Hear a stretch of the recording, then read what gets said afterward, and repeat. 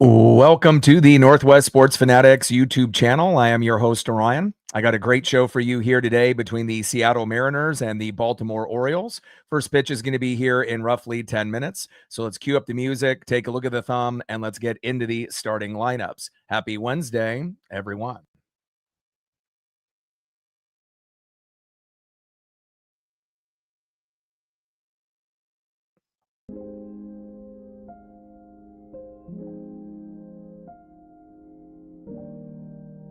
And on the thumb, on the left, the best center fielder in the game, it's J-Rod Julio Rodriguez. And on the right, first baseman stud, Pete Alonso. Now let's get into the starting lineups here first for the visiting Seattle Mariners. Leading off for the Mariners at shortstop, Cole Clutch Young. Batting second, playing center field, it's J-Rod Julio Rodriguez. Batting third, playing first base, it's Nails Josh Naylor. Batting cleanup, batting fourth, left fielder, Randy Arozarena. Batting fifth, playing right field, Luke Raley. Batting sixth, DHing for Seattle, the Italian stallion, Dominic Canzone. Batting seventh, catching today for Seattle, Mitch Garver. Batting eighth, getting called up from AAA, second baseman, Miles Mastrobuoni. And batting ninth, playing third base for the Mariners, Patrick Wisdom. And on the mound for the Mariners with a 5-5 record, ERA of 4.04, it is George Kirby. And now let's get into the starting lineup for the home Baltimore Orioles. Leading off for the Orioles in left field, Taylor Ward. Batting second, playing shortstop, Gunnar Henderson. Batting third, playing first base, Pete Alonso. Batting cleanup, batting fourth, center fielder, Colton Cowser. Batting fifth, playing right field, Leody Taveras. Batting sixth, playing second base, Jackson Holliday. Batting seventh, DHing for the O's, Tyler O'Neill. Batting eighth, playing third base, Blaze Alexander. And batting ninth, catching today for Baltimore in the 9-hole, Sam Huff. And on the mound for the Orioles with a 4-1 record, ERA of 3.47, it is Brandon Young. Tridents up, let's go M's. And obviously with rain and thunderstorms looming, the tarp was up about an hour ago. It got taken off about 10 minutes ago. So hopefully we won't have any rain delays. We know when we typically have a rain delay before the game or during the game, the Mariners don't fare that well. But with all that being said, we have the best record in the MLB since May 25th. We're 11-3, number one in the MLB, and hopefully we can keep that streak going. Rick Riz, 50th anniversary for the Seattle Mariners, 40-plus years on the radio, and this legend and icon is retiring after this season, so every stream this year will be dedicated to this legend and icon, Rick Riz. And I also got some news, obviously with some moves. Injuries. What can I say? So starting it off, obviously with Domingo Gonzalez, he gets called up from AAA, and people are wondering, well, if Domingo Gonzalez got called up from the Tacoma Rainiers, who got sent down? And unfortunately, our number one guy, 15-day IL with a right lat strain, Matt Brash, another individual on the injured list. But again, next man up. And again, with all these injuries, the Mariners have been very resilient. We still find a way to get the job done. And with the last two starts for Brash, it kind of looked like he was injured, but we weren't really sure if it was just poor play or if he did have an injury. And I guess we got our question answered today. Brash on the 15-day IL, which is not ideal. And so Domingo Gonzalez gets called up, at least for the time being. And then another move with Ryan Bliss getting sent down for Miles Mastrobuoni. Obviously has been injured and finally is able to return to the team. Now, I get it. We want Miles Mastrobuoni to play for the Mariners, but I don't think Ryan Bliss should have been the one that got sent down to AAA. He has been a big part of the Mariners' last 2 wins against the Baltimore Orioles. I think that we would have found someone else that we could have sent down, like Alex Hoppe, someone else that I know we need bullpen help. And we need as many bodies there. But I'm a little disappointed that they sent down Ryan Bliss. But again, Miles Mastrobuoni takes his spot, and we'll see how good Miles will do. And then as far as Colt Emerson, we were hoping that he was going to play today. He's not going to the injured list, so that's a positive. But he's still dealing with the aftermath of the back spasms. So hopefully he'll be back in the lineup tomorrow. And if he's not in the lineup tomorrow, he should be in the lineup when we end up playing the Washington Nationals. JP Crawford still waiting on the CT scan results on the hand after getting hit by Framber Valdez, the former Astro and now Tiger. Obviously, JP still on the injured list, and hopefully nothing is broken. We will get updates as soon as the Mariners let us know what is going on with JP. And then for Cal Raleigh, obviously we get a due date now, finally, on the injured list and 10-day IL, but he is due back around June 16th. And that might be around the same time that JP Crawford comes back at that time. So we're slowly but surely getting some, bodies back. But on the other hand, we're also getting others that are going to the injured list. So obviously it's been probably the most injury-ridden, Seattle Mariner team that I've seen in quite some time. And hopefully we can still find ways to be resilient and get the job done. We're going to be shooting for 100 likes, 100 on that Dono train.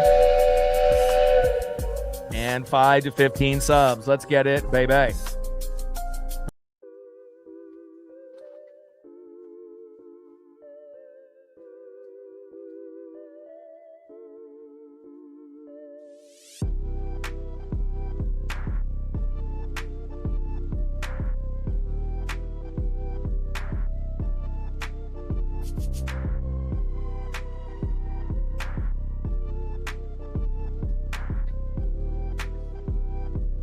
Had to lay Paisley out there momentarily. She was in the room.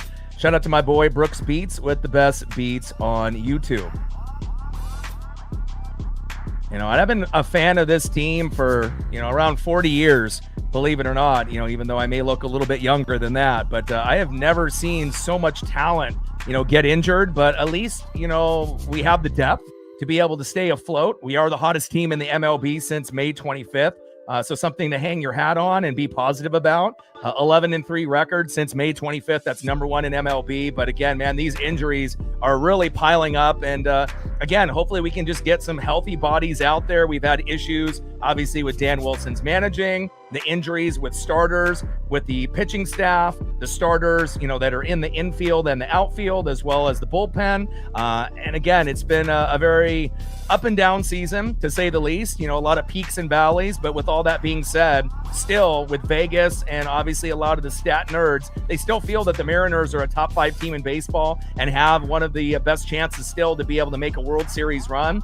They got the Brewers and they got the Braves and the Dodgers as the top teams in the National League. And then as far as the American League, they got the Yankees and us. So again, we know that the Rays were hot, but they're starting to hit a wall, but have had a pretty good year. And then obviously we know the Guardians and the White Sox have improved their record from the beginning of the season. But again, with the Aaron Judge injury to the ribs, it does give a chance, even with all of our injuries, that we might be able to leapfrog everybody in the American League at some point, whether it be before the All-Star break or after. But sooner than later, it's not crazy to think, even with all these things going against us, that we could still end up being the number 1 seed in the American League before it's all said and done, which is something to be positive and, to be able to, think about, hey, things have gone sideways. But again, things have gone a little bit better than maybe people think. Now, obviously, we could have some better bullpen pitching, starting pitching. Obviously, with Gilbert and Castillo have not gone like we thought, as well as Andres Munoz in the pen.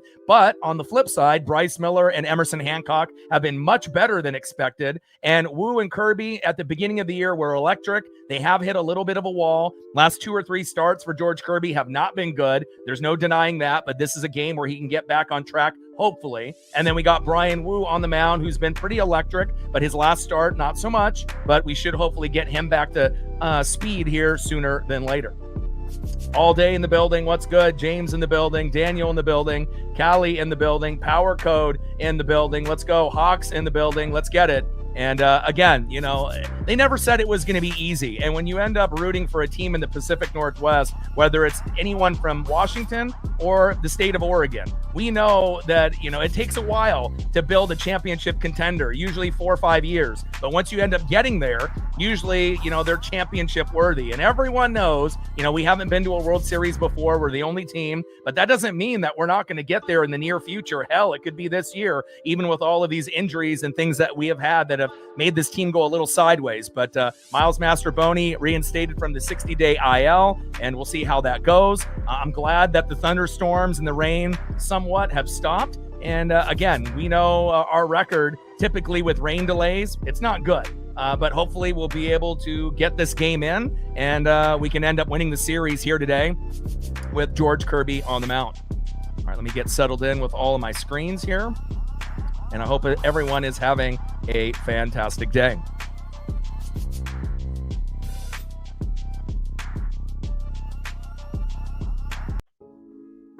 Shout out to my boy Brooks Beats with the best beats on YouTube. And we are going against a righty. And obviously, when we went on our 8-game win streak, we saw a lot of righties. So even though the record is good, 4-1, 3.47 ERA, do the Mariners care? No. Does the fan base care? No. Because we got Dominic Canzone and Luke Raley in the lineup. And again, when we have those guys in the lineup, we feel a little bit, better on how things could end up. But again, a lot of the lower tier guys, have really stepped up lately. Mitch Garver yesterday, Johnny Pareda within the last few weeks. And then again, you just never know what you're going to get out of Rob Refsnyder, Patrick Wisdom, and some of the others. So I'm pleasantly surprised, with all the depth that we have. We did have concerns, when we go against left-handed pitching with those lower guys in the lineup, Garver, obviously Refsnyder, Victor Robles, but for more times than not, those guys have stepped up in tremendous ways. So we have to be very thankful, with the guys that we have. Obviously, we hope that Dan will be a little bit better managing this team. But again, there's not very many great managers in the MLB, and it's kind of a revolving door from guys that get hired and fired. Very similar coaching style and managing style to Scott Service, but this is what we have, and we just got to be able to do the best that we can with what we have to work with. All right, here we go. First pitch from Young to Young.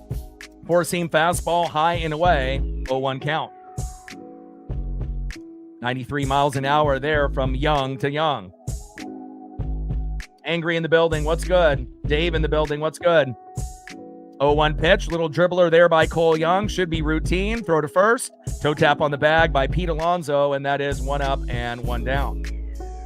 3 games up on the division as well, just like Hawks mentioned. And again, it's not going as bad as people think, even though, it could be better. I mean, just imagine if Mooney was top tier and we didn't have all these injuries, we probably would be 10 or 12 games above 500, and I don't think anyone would really argue that.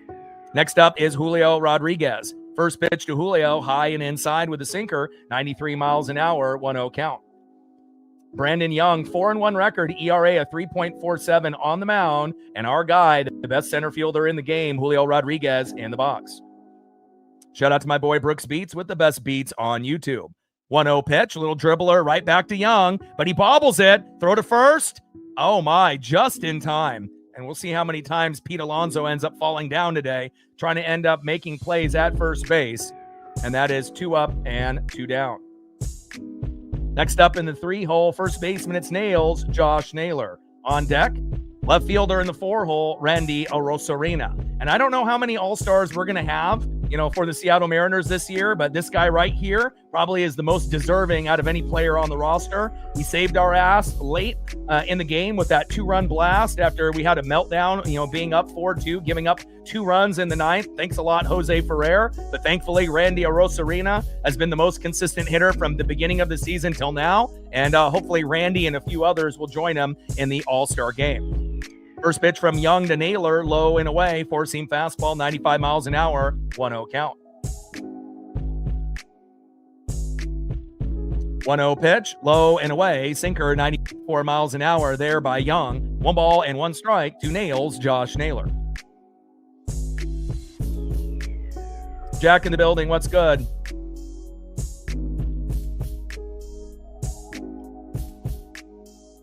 One pitch. And a hard hit ball there by Naylor, but routine. Throw back to first to Pete Alonso, and that is 3 up and 3 down.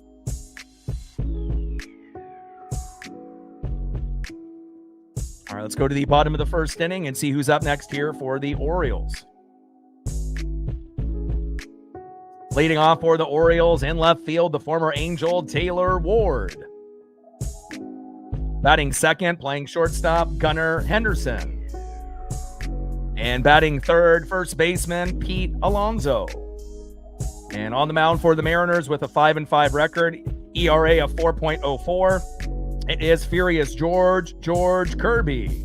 And hopefully he pitches clean, gives up, less than 3 runs, hopefully somewhere between 0 and 2, no more than 3. And the magic number for the Mariners offensively will be 5 runs, 7 to 10 hits. And if we hit that number, we should have a good chance to win the ball game here today.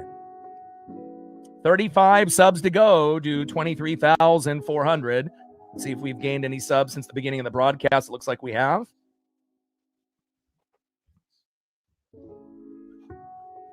$34 subs to go to 24,300. And then let's see how we're doing on the likes here early. 0-0 as we go to the bottom of the first inning.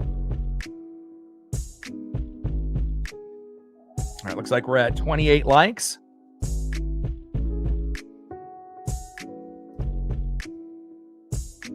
$72 to 100.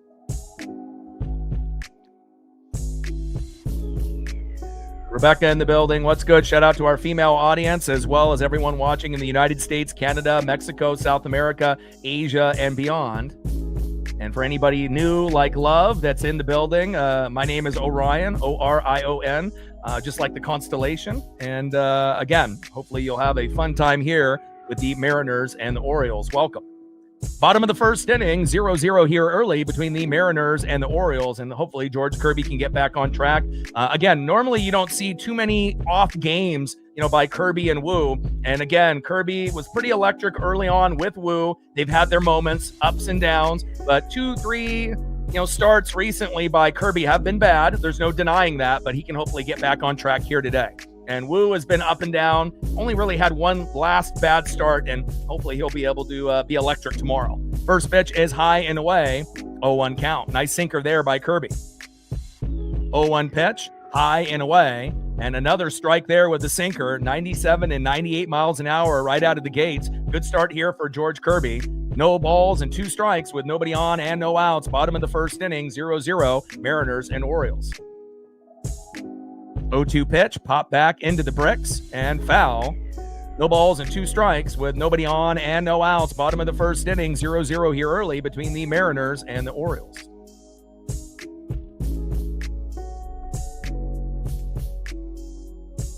Oh-2 pitch and a hard hit ball towards first. Josh Naylor is there. Little flip to George Kirby. Great teamwork by the Mariners, and that is 1 up and 1 down.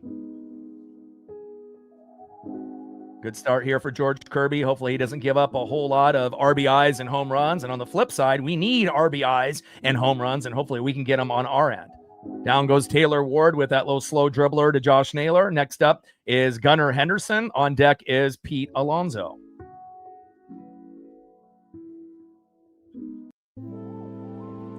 Shout out to my boy Brooks Beats with the best beats on YouTube. I'm very thankful that the rain and thunderstorms have stopped. Again, we know what it's like to go to the Midwest and the East Coast with these teams that don't have retractable roofs or domes, which is silly. And we don't usually play well in a rain delay.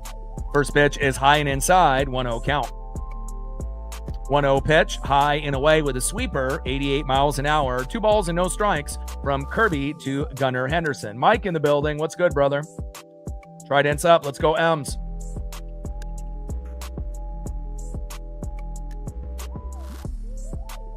2-0 pitch. Fouled back on to Mitch Garver and his chest protector right there in front of the ump as well. 2 balls and 1 strike from Kirby to Henderson.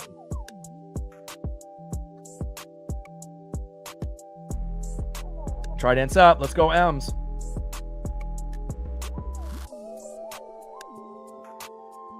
2-1 pitch, high and away, sinker, 98 miles an hour, 3 balls and 1 strike from Kirby to Henderson.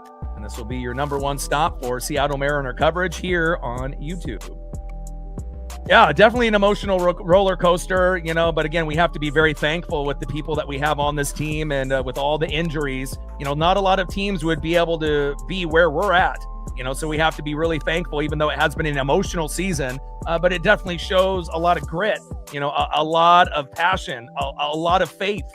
When things have gone wrong, other teams would fold and it just would be over for them, but not with the Seattle Mariners. And again, that's why a lot of the experts, still believe that we could end up being the best team in the American League and have a chance to go to the World Series this year, even with all the problems and all the injuries and all the things that have gone wrong for us this year. Now, we know the Yankees have been good, and obviously the Guardians and the White Sox and the Rays are on the up and up, but with that Judge injury, there is a little bit of wiggle room for us to, kind of climb the standings, so to speak.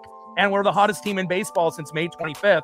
We're 11-3, and that's not just being number 1 in the American League. That's number 1 in baseball. So again, shout out to Randy Arozarena for bailing Jose Ferrer out last night, getting us that big 2-run jack for the victory. Pitch fouled off there by Gunnar Henderson right down the middle. 3 balls and 2 strikes to Gunnar Henderson. 3-2 pitch, low and at the knees, and Kirby with a walk. And George doesn't really walk too many guys, so for him to have a walk here early is a little concerning, but hopefully he doesn't have too many more. Usually has 1 or none throughout a game, but again, his last 3 starts have not been good, but hopefully he can get back on track here. And anytime you get a runner at first, it's always a good opportunity for a double play, and we'll see if we can get one here on Pete Alonso. First pitch, to Pete Alonso, low and away with a sweeper, 88 miles an hour, 0-1 count.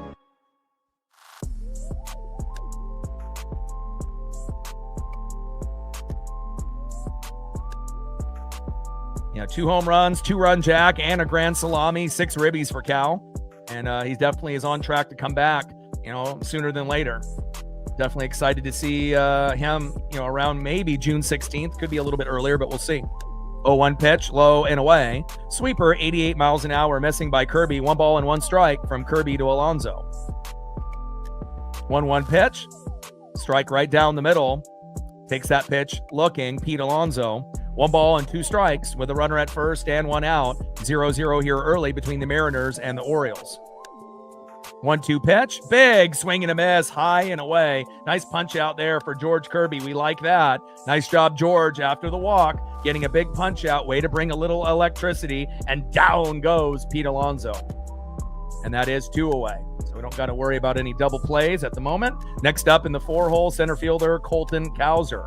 Kirby on the mound, Cowser in the box. Let's go, George. Yeah, nice to see those Mariner fans right behind the plate. And hopefully that Mariner fan that ended up getting Pete Alonso's bat that went into the crowd, hopefully he ended up getting it. And hopefully they didn't switch it out for some other random bat, but knowing the Orioles, who knows? First pitch is high and inside, 1-0 count. Throw to first. And Gunnar Henderson is safe.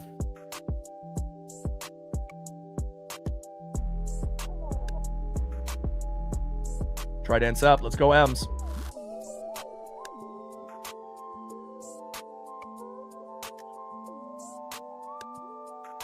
One-0 pitch.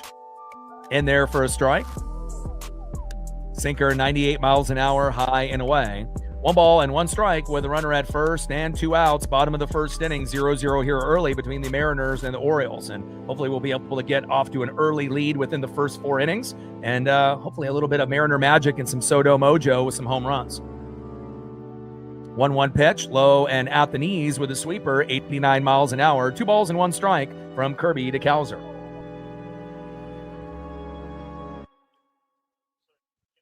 Come on, George. Got to get Kirby and Wu back on track. Bryce Miller and Emerson Hancock have been electric. So thankfully we have those two. We can get Kirby and Wu back on pace. Then we just have to worry at that point about, Gilbert and obviously Castillo. But those guys have been better as of late. And even Mooney has started to show a little bit of progression. Still not fully trustworthy, but at least the last time that he was out there, he ended up helping us win the game, not blow the game. Pitch fouled off there by Cowser, right down the middle. 2 balls and 2 strikes from Kirby to Cowser. 2-2 pitch from Kirby. Popped up. Shallow left field. Randy Arosarena there, as good as it comes out there for pop-ups, and that is out number 3. End of the first inning, 0-0 here early between the Mariners and the Orioles.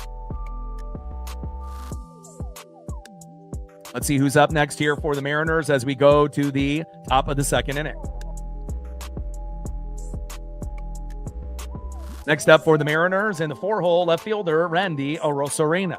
Way to come up clutch. And again, if there's anyone that deserves to be an all-star on the Seattle Mariners, Randy should be one of those top guys. He has been absolutely fantastic. Now, there's still hustle issues, running to first, and obviously on the bags, sometimes falls asleep and is a little overly aggressive, jumping around, and obviously on ground balls in left field and throwing lasers instead of lobs. There's still a few things that could be improved, but with everything that goes on with hitting, Randy has just been top tier. Batting second, right fielder in the 5-hole, Luke Raley. Let's see if we can get a nuke out of Luke. And batting third in the 6-hole, the Italian Stallion DHing Dominic Canzone. And on the mound for the Orioles, 4-1 record coming in with an ERA of 3.47, Brandon Young. Trident's up. Let's go M's. 34 subs to go to 24,300. Looks like we gained a couple more subs since the last commercial break. Appreciate you. 32 subs to go to 24,300. And let's see where we're at on the likes. And we're still looking for our first dono on our dono train. Okay, we're at 47 likes. Good start.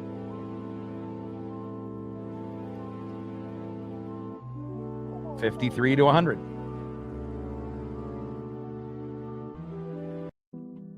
Shout out to my boy Brooks Beats with the best beats on YouTube.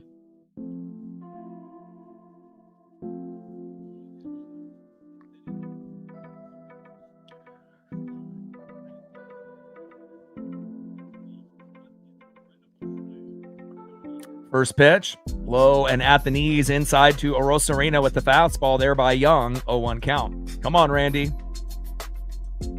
I mean, if Randy just could show a little bit of effort, running the bags and, with those ground balls, I mean, he could end up being one of the best players in MLB and no one could argue. Little dribbler towards third, throw to first, and that is 1 away. I think he's one of the most underrated players in MLB, but just a little bit extra hustle and effort out of Randy. He could end up being a top, 15, top 20 player in the entire MLB just with a little bit more effort.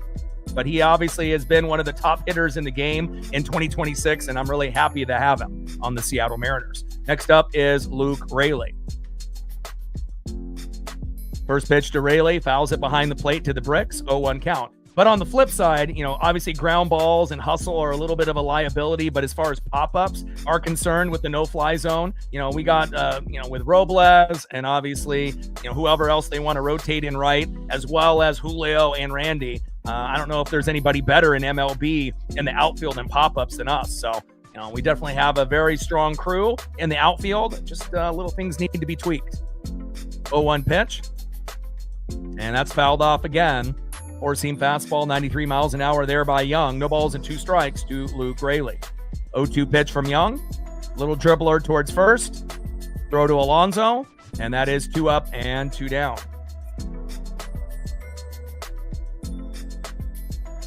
Next up for Brandon Young, the Italian Stallion in the 6-hole, DHing Dominic Canzone. Let's go, Dom. Dom has been one of the hottest hitters for the Mariners, and not only that, in the MLB in the last few weeks. Let's go, Dom. See if Canzone can get us on the board with an early home run here. First pitch right down the middle for Dom. Takes a strike looking with the curveball, 0-1 count. 278 batting average, 8 home runs, 25 ribbies this series, 2 for 4 for the Italian Stallion. 0-1 pitch from Young, and a hit right up the middle, and Dominic Canzone's hot streak continues. Nice job there by Dominic Canzone.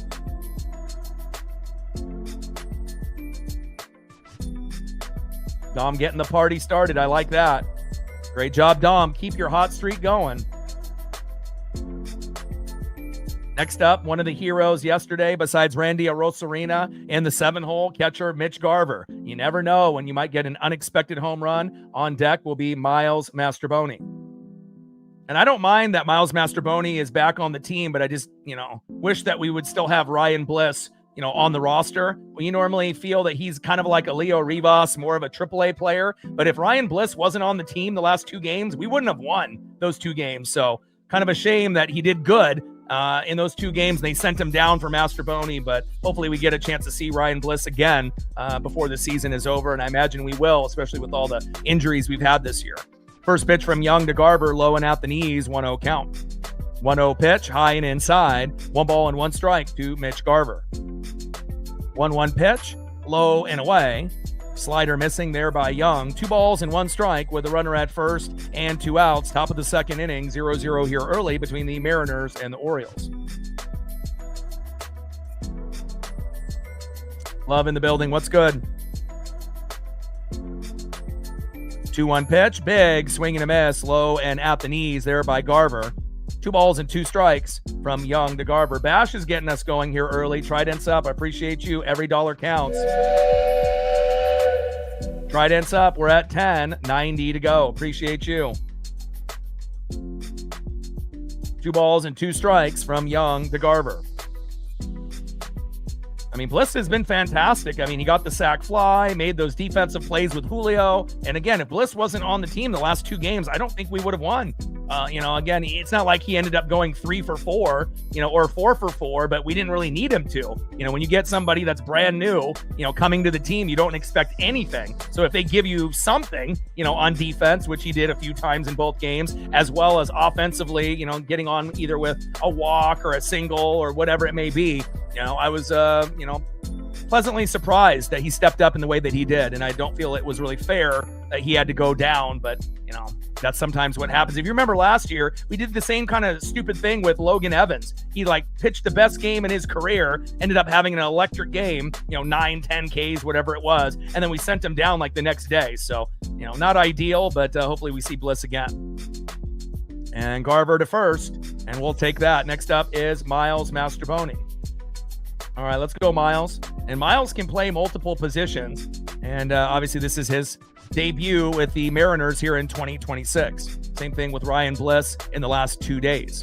First pitch from Young to Mastrobuoni, takes a strike looking right down the middle. 4-seam fastball, 94 miles an hour, 0-1 count. Let's see if Mastrobuoni can get an RBI here early to help us get an early lead. 0-1 pitch, high and away. Splitter, 81 miles an hour, 1 ball and 1 strike from Young to Mastrobuoni. Trident's up. Let's go, M's. 1-1 pitch, big, swing and a miss, low and away. 1 ball and 2 strikes from Young to Mastrobuoni. But the same thing like Bliss with Mastrobuoni, you don't expect anything. So if he can get on at least once, with a hit and maybe get walked once, unless he's, lucky enough to go 2 for 4 today. Obviously, anything, above 1 hit would be, surprising, but again, we just hope that he doesn't go 0 for 4 or 0 for 5. And again, if he does, hopefully he can make some defensive plays to make up for it, like Ryan Bliss did. 2-2 pitch. And that is strike 3 looking, and down goes Mastrobuoni on strikes. We leave 2 stranded, and we will go now to the bottom of the second inning.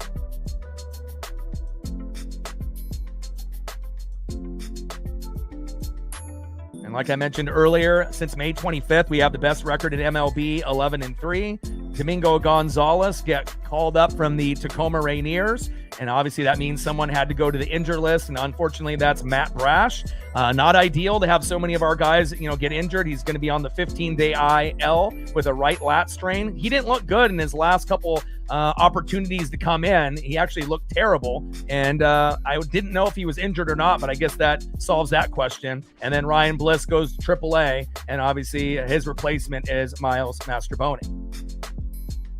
And then Colt Emerson, obviously still dealing with back spasms. He's not going to the injured list, thank God. He's still day-to-day, hopefully in the lineup tomorrow. JP Crawford still waiting on a CT scan result on the hand. Thanks a lot, Framber Valdez, you punk ass. And Cal Raleigh is due back around June 16th. That could be around the same time as JP Crawford, and obviously had a 6 RBI game for the Tacoma Rainiers just recently with a 2-run jack and a grand salami. We could really use Cal behind the plate as well as in the box. But again, Garver and Pareda have done a pretty damn good job in his absence, if we're being honest. All right, let's go to the bottom of the second inning and see who's up next here for the O's. Next up for the Orioles, in the 5-hole, right fielder Leody Taveras. Batting second baseman in the 6-hole, Jackson Holliday. And batting third in the 7-hole, DHing Tyler O'Neill.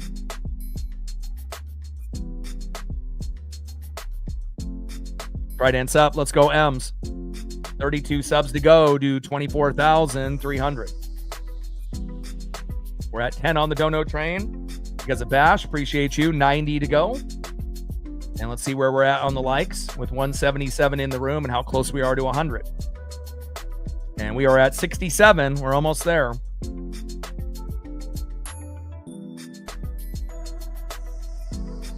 $33 to 100.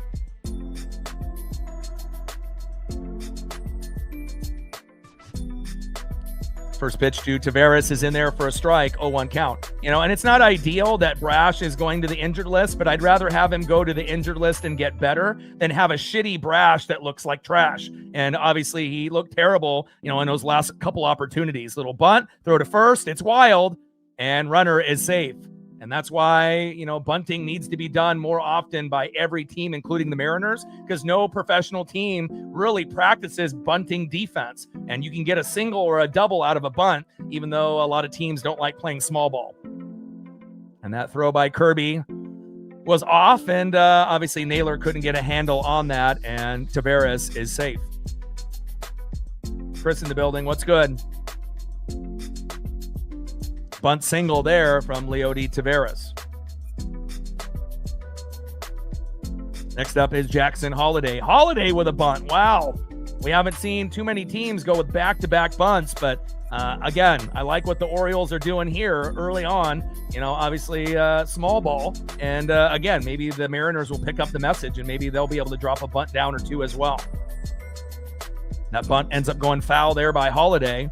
0-1 count.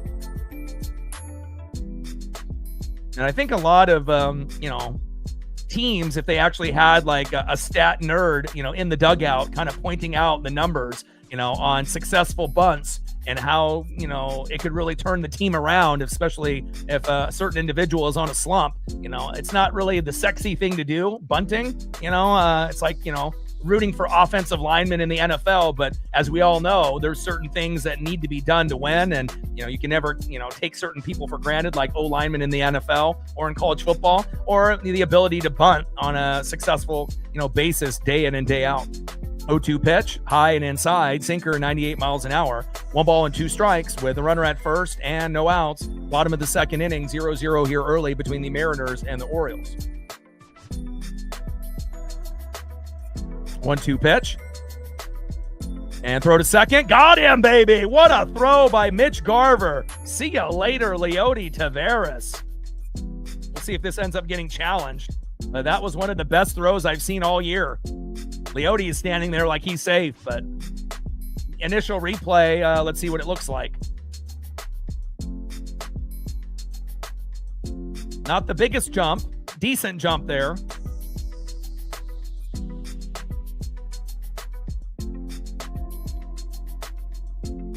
And he is out. Great job there by Mitch Garver. That is 2 away. Next up is Tyler O'Neill.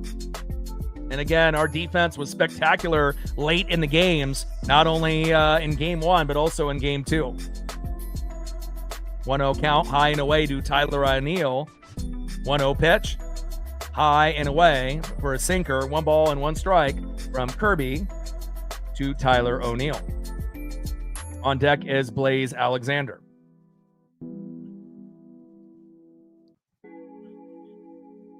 1-1 pitch, hard hit ball, deep right field, all the way into the gap in between Rayleigh and Julio. Get it, Rayleigh. And that's going to be a stand-up double there for Tyler O'Neill.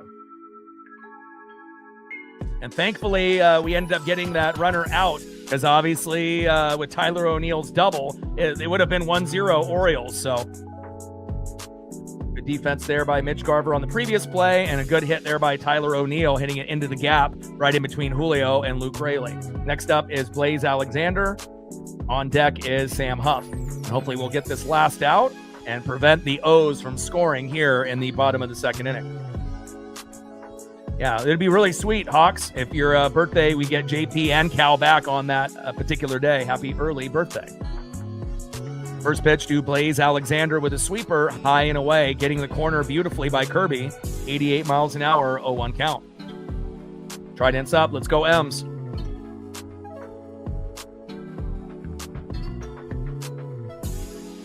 Oh, 1 pitch.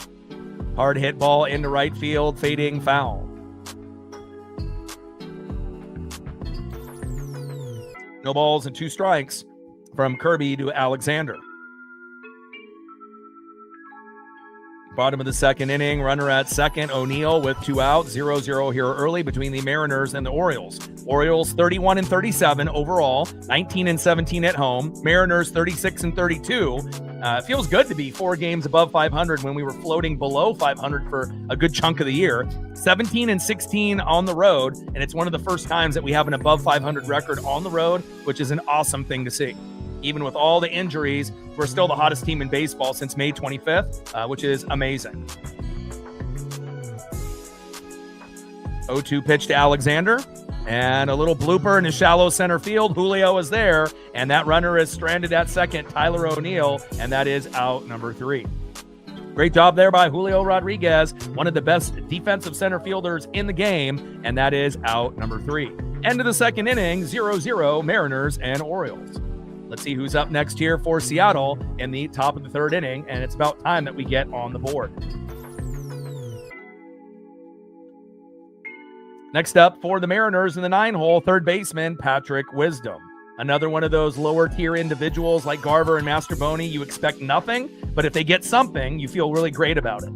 Batting second, 0 for 1, shortstop Cole Clutch Young. He had his 11-game hit streak end yesterday, but that doesn't mean he can start another hit streak here today. Let's go Cole. And batting third, 0 for 1, center fielder, it's J-Rod Julio Rodriguez. Trident's up. Let's go M's. Shout out to my boy Brooks Beats with the best beats on YouTube. Shout out to our female audience, as well as all of our new subs, as well as everyone watching in the United States, Canada, Mexico, South America, Asia, and beyond. Trident's up. Let's go M's. We got almost 200 in the room. Where are we at on the likes? We're at 73. We're almost there.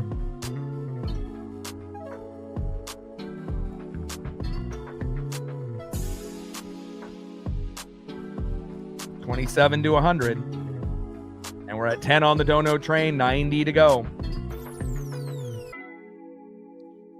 And I'm glad that the photos and everything is working properly. So I ended up reading my email, from StreamYard, and I don't think they realize that I've had this service for like 6-7 years, and I've been using it pretty much every day, grinding on this dream. And they made a system update, and then all of a sudden the photos were delayed and there was issues, with it. Like my header above the ticker would disappear and then it would show me in between the photos. And they kept trying to tell me it was my internet connection and it was my fault. But obviously I knew that wasn't the case. And after 4 or 5 emails and 4 or 5 days kind of going back and forth, it finally is working. And then when they sent me the email, they tried to make it like it was my fault. It was my internet speed that wasn't good enough, but we obviously know that's not the case. And it would be nice for people to be honest and say, hey, we made a mistake, with the update and we fixed it, but again, I guess with certain companies and things that are run by AI, they still can't apologize and say sorry, but at least it's working now. First pitch from Young to Wisdom, takes a strike looking, 0-1 count. 0-1 pitch, fouled off right down the middle, four-seam fastball, 92 miles an hour. No balls and 2 strikes from Young to Wisdom. I know they went through a buyout and a merger, so if it ended up being the original 2 creators of it, I would have been able to talk to somebody, but again, once they got bought out, and obviously a bigger company that ended up buying them out, then sometimes, AI isn't what it's all cracked up to be. Now, there's going to be some good things for AI when you want to look up some certain information, but we're customer service. Obviously, it's much better to deal with a real person than just a automated response. 0-2 pitch or 1-2 pitch, excuse me. Big swing and a miss, low and away, and that is strike 3. Down goes Wisdom, and that is 1 away.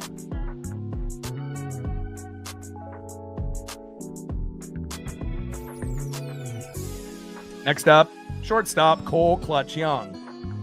Yeah, and again, it's like they made a system update and made changes with the music platform and the photos. And I think even though I'm not a part of the company itself, I mean I use their system probably more than anyone else, or just as much as the top people that use their services. So it's like I know the program inside and out, and I would know if it was an internet issue. But apparently they like to point the blame at the user rather than themselves, even though they made the mistake. 0-1 pitch, high and away. 1 ball and 1 strike from Young to Young. But at least it's working now, and that's all that matters. Top of the 3rd inning, 0-0 here early between the Mariners and the Orioles. And then a line drive blooper into right field. And there we go. We could have used that yesterday to keep his hit streak going to 12, but he's just going to start a new one. And Cole Clutch Young getting a hit, and I love it. Nice job there by Cole. A little blooper into right field, and one of my favorite players on the team, a guy that can play offense and defense like Colt Emerson, and hopefully he'll get his bro back tomorrow sooner than later. Next up in the 2-hole, center fielder Julio Rodriguez.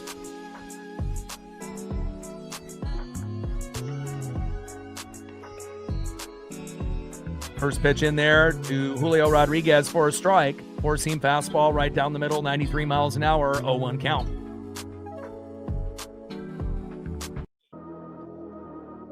Oh, 1 pitch, takes another strike with the splitter down the middle. No balls and 2 strikes to Julio Rodriguez.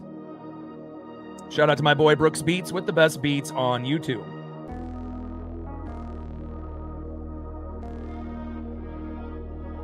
Oh, 2 pitch, low and away. 1 ball and 2 strikes with a runner at first and 1 out. Top of the 3rd inning, 0-0 here early between the Mariners and the Orioles. Highest percentage of runs via home run. Mariners are number 1, 52.1%. Then the White Sox, Phillies, Athletics, and Reds. So we are the most home run dependent team in baseball. Not to say that we can't win with just RBIs, but definitely when we hit 1 home run, it typically leads to 2, 2 leads to 3, and sometimes 3 leads to 4. And we've seen that many times this year. 1-2 pitch. High and inside, sinker 93 miles an hour. 2 balls and 2 strikes from Young to Rodriguez. Trident's up. Let's go M's. Let's go Julio. Another one of my favorite players. Just, very obvious. We know how much Julio had pressure coming in to fill the shoes of guys like Ken Griffey Jr. playing that center field position. Definitely the most popular player on the team globally. And for obvious reasons, can play offense, can play defense. And it obviously took him 5 years to finally figure it out, how to be patient in the box and mature. But I'm really excited about this version of Julio that we've seen. Much better than the first 4 years in the first half of the season. And we all know he's an all-star type of player in the second half of the season every year so far in his career. And I don't expect it to be any different this year. 2-2 pitch, big swing and a miss. Down goes Julio, and that is 2 away. Next up for Brandon Young, 4-1 record, like I mentioned earlier, with a 3.47 ERA. So it's going to be a little tough sledding, you would assume, but hopefully we'll be able to rough him up before he exits. Next up in the 3-hole, first baseman Josh Naylor. On deck, Randy Arozarena. First pitch to Naylor, little dribbler towards first and foul with that curveball, 0-1 count. 260 average there for Josh Naylor. And remember, at the beginning of the year, Cal, Julio, and Naylor were terrible in the first 10 games of the season when we were the worst hitting team in baseball, batting 188. And Naylor was bottom 2 in MLB in hitting, and he's come a long fucking ways since those first 10 to 15 games for the Seattle Mariners. Thank God. 0-1 pitch, low and away there by Young. 1 ball and 1 strike from Young to Naylor.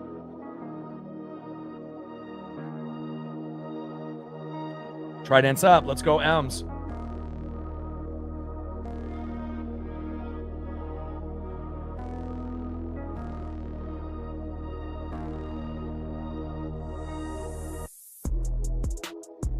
1-1 pitch, high and away with a splitter, 82 miles an hour. 2 balls and 1 strike from Young to Naylor.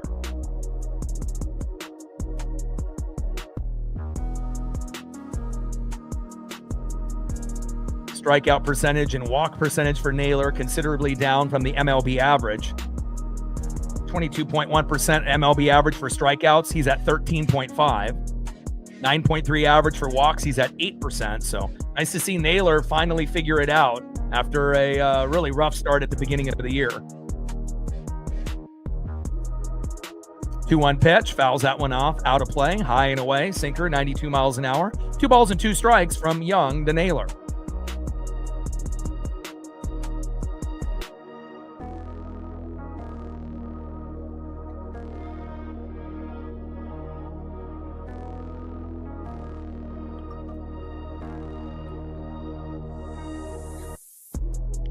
Naylor calls time.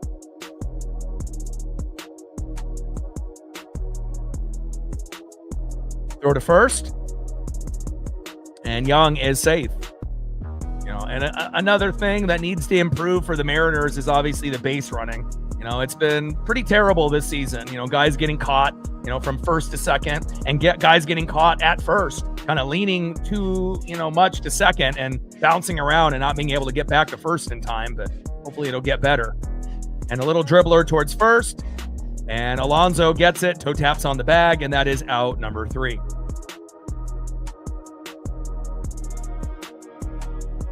Let's go to the bottom of the 3rd inning and see who's up next year for the Baltimore Orioles.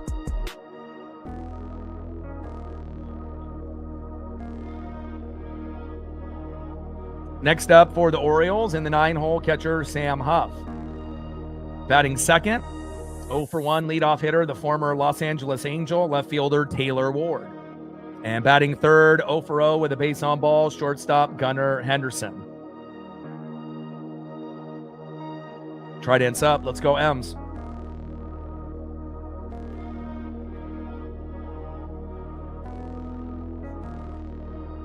$32 subs to go to 24,300. We're at 10 on the Dono train from Bash, 90 to go. And let's see where we're at on the likes with 215 in the room, how close we are to 100.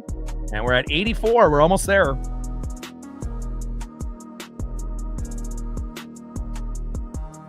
$16 more to get to 100. If we can get 16 people out of the 209 in the room to hit that like button, we'll be over 100. We just hit 6.1 million views on the channel a few days ago. So I appreciate everyone participating and helping with that goal.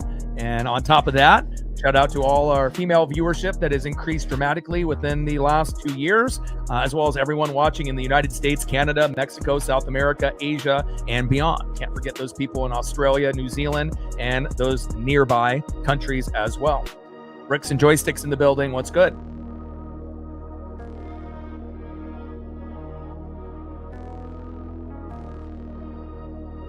Yeah, Lazaro Montes, he's been really killing it lately. Great to be able to see Laz Montes.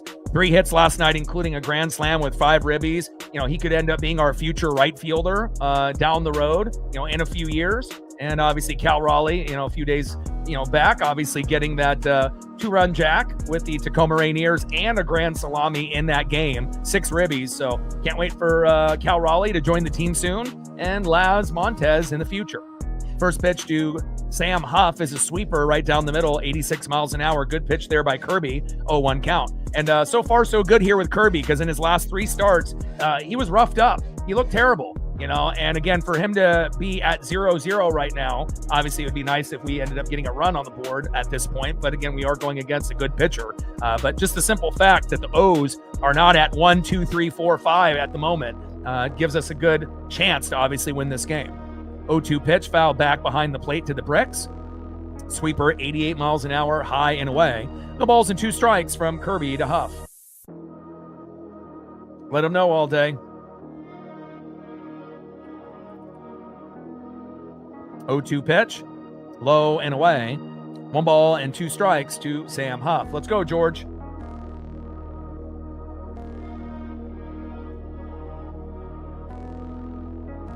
One-two pitch, little dribbler towards third. Wisdom, get it. Throw to first. High throw. Come on, Pat.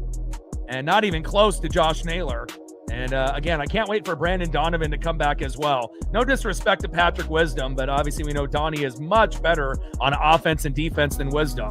And again, Cal Raleigh, much better than Pareda and Garver. But, you know, we've done a great job with a lot of those key guys out. You know, no Cal Raleigh, no Brendan Donovan. It feels like it's been ages since we've had them. And then recently, no J.P. Crawford. Thanks a lot, Framber Valdez, and Colt Emerson with the back spasms. But hopefully we get Colt back tomorrow. And if it's not tomorrow, it might be Friday, Saturday. But hopefully it ends up being tomorrow. We definitely play better when Colt is available at whatever position. Shortstop, third base, wherever you need him, he can play it. First pitch is high and away. Sweeper, 86 miles an hour, 1-0 count. Let him know all day. 1-0 pitch. Low and away to Taylor Ward. Sweeper missing again. 2 balls and no strikes from Kirby to Ward. Shout out to my boy Brooks Beats with the best beats on YouTube. 2-0 pitch. Low and away. Sinker missing there by Kirby. Count now is 3 balls and no strikes from Kirby to Ward. Great to see, even though the NBA and the NHL isn't for everyone, great to see the finals and the Stanley Cup finals have been entertaining. You know, it definitely could go either way in those series, and it's been exciting to watch. 3-0 pitch, low and away, and another walk for Kirby, which is rare. Normally he has 1 or none, and now he already has 2. But again, as long as these guys that get walked don't come home, we'll be just fine. Taylor Ward makes his way to first base after the walk. Huff to second. And we desperately need a double play here. Strikeout and a double play, or a double play and a strikeout. Might be time to be able to have a mound visit from Garver very soon. Next up is Gunnar Henderson. On deck is Pete Alonso.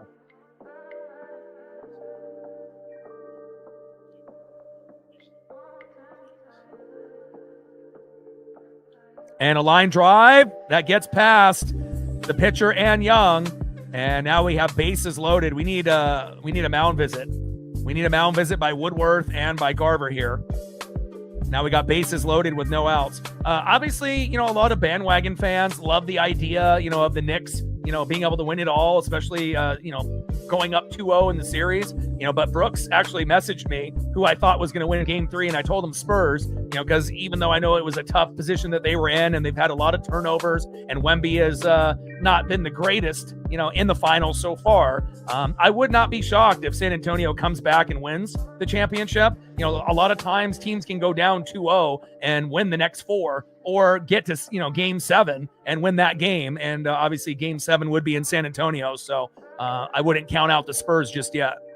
And again, especially if the Spurs end up winning Game 4 and the series is tied 2-2, and then the Knicks end up winning the next game and the Spurs win the last 2, I wouldn't be shocked. Now, obviously, the Knicks haven't been to the finals since 99, and they haven't won since the 70s. So obviously, it's a big thing for a lot of those celebrities that are there courtside. But the Spurs are the deeper team, and I don't know if necessarily the Knicks have won those games. I feel like the Spurs kind of, with sloppy play, gave them up. But you got to give the Knicks credit, for, definitely overachieving and playing, a little bit better ball than expected. Pitch fouled off there by Alonso. No balls and 2 strikes from Kirby to Alonso. Bottom of the 3rd inning, bases loaded with no outs. 0-0 here early between the Mariners and the Orioles.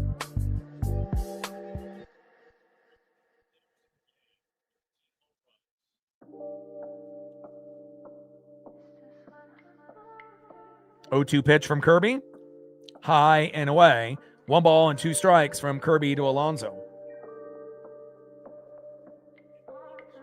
And Stanley Cup finals could go either way as well. I mean, that one is right down the middle. It's anybody's guess. 1-2 pitch. Big swing and a miss. Sinker, 97 miles an hour. And got him. That is strike 3. So we had 2 foul balls and then a pitch high and away on a 1-2 count, and then a 1-2 pitch, big swing and a miss right down the middle. Down goes Alonso, and that is 1 away.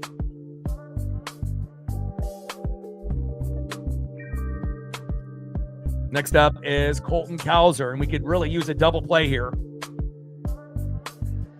First pitch, Duke Hauser, little dribbler towards first and foul.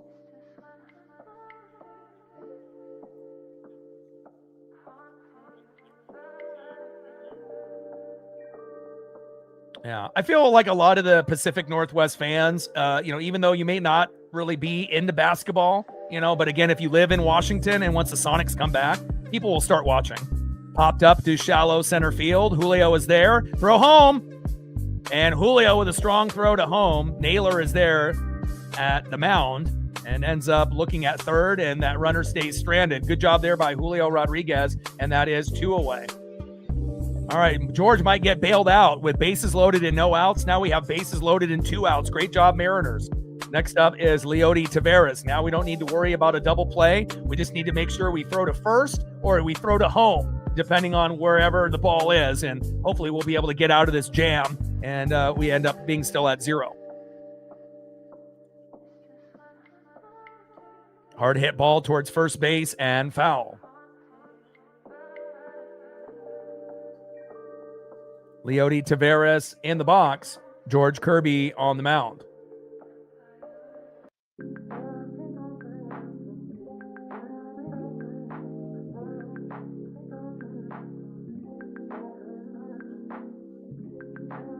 Oh, 1 pitch. Low and at the knees. 1 ball and 1 strike from Kirby to Taveras.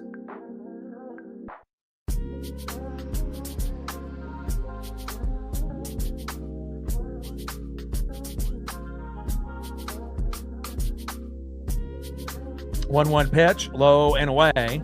2 balls and 1 strike with bases loaded and 2 outs. Kirby on the mound, Taveras in the box.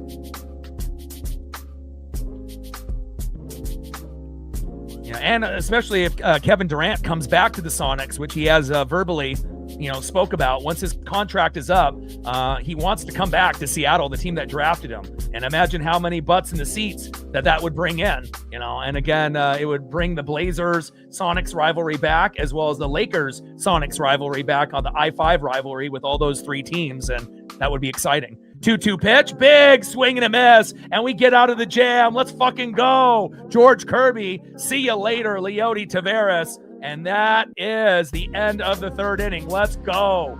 What a huge strikeout there from George Kirby. That's what I'm talking about, baby. Way to bring the electricity. George Kirby, bases loaded with no outs, no fucking problem. But we have to be thankful. That doesn't happen very often.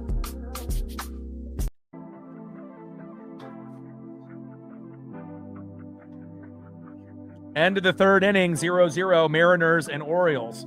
Great job, George, getting out of that jam. And great job by the defense as well. All right, let's get on the board already.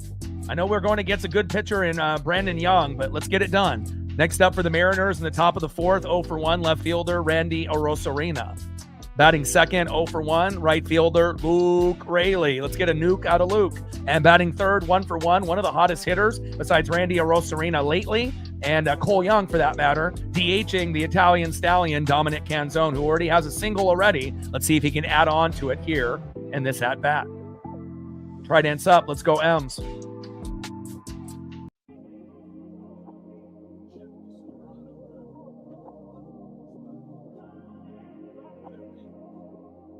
$32 subs to go to 24,300.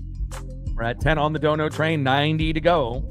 And let's see if we're close to that 100 like number with 253 in the room. We're at 94. Can we get 6 people to hit that like button, then we'll be good to go.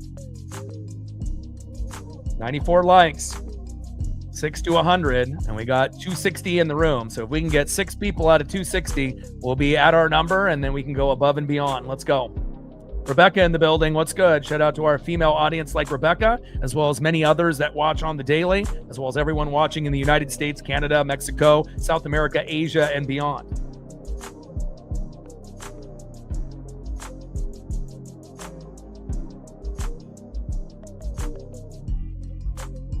Brandon Young on the mound, Randy Arozarena in the box. And thankfully, Randy bailed out Jose Ferrer. We were up 4-2. And then it was 4-4 and things went sideways, but Randy Arozarena with a big 2-run jack. That was very unexpected, and we ended up getting that victory yesterday. Randy, there is no doubt in my mind or anybody's mind, Randy's an all-star this year, and again, I don't know how many all-star players we're going to have, but there's a good chance that we might end up having 3 or 4, and Randy definitely is very deserving. You have to assume Julio will be in there as well, but who else?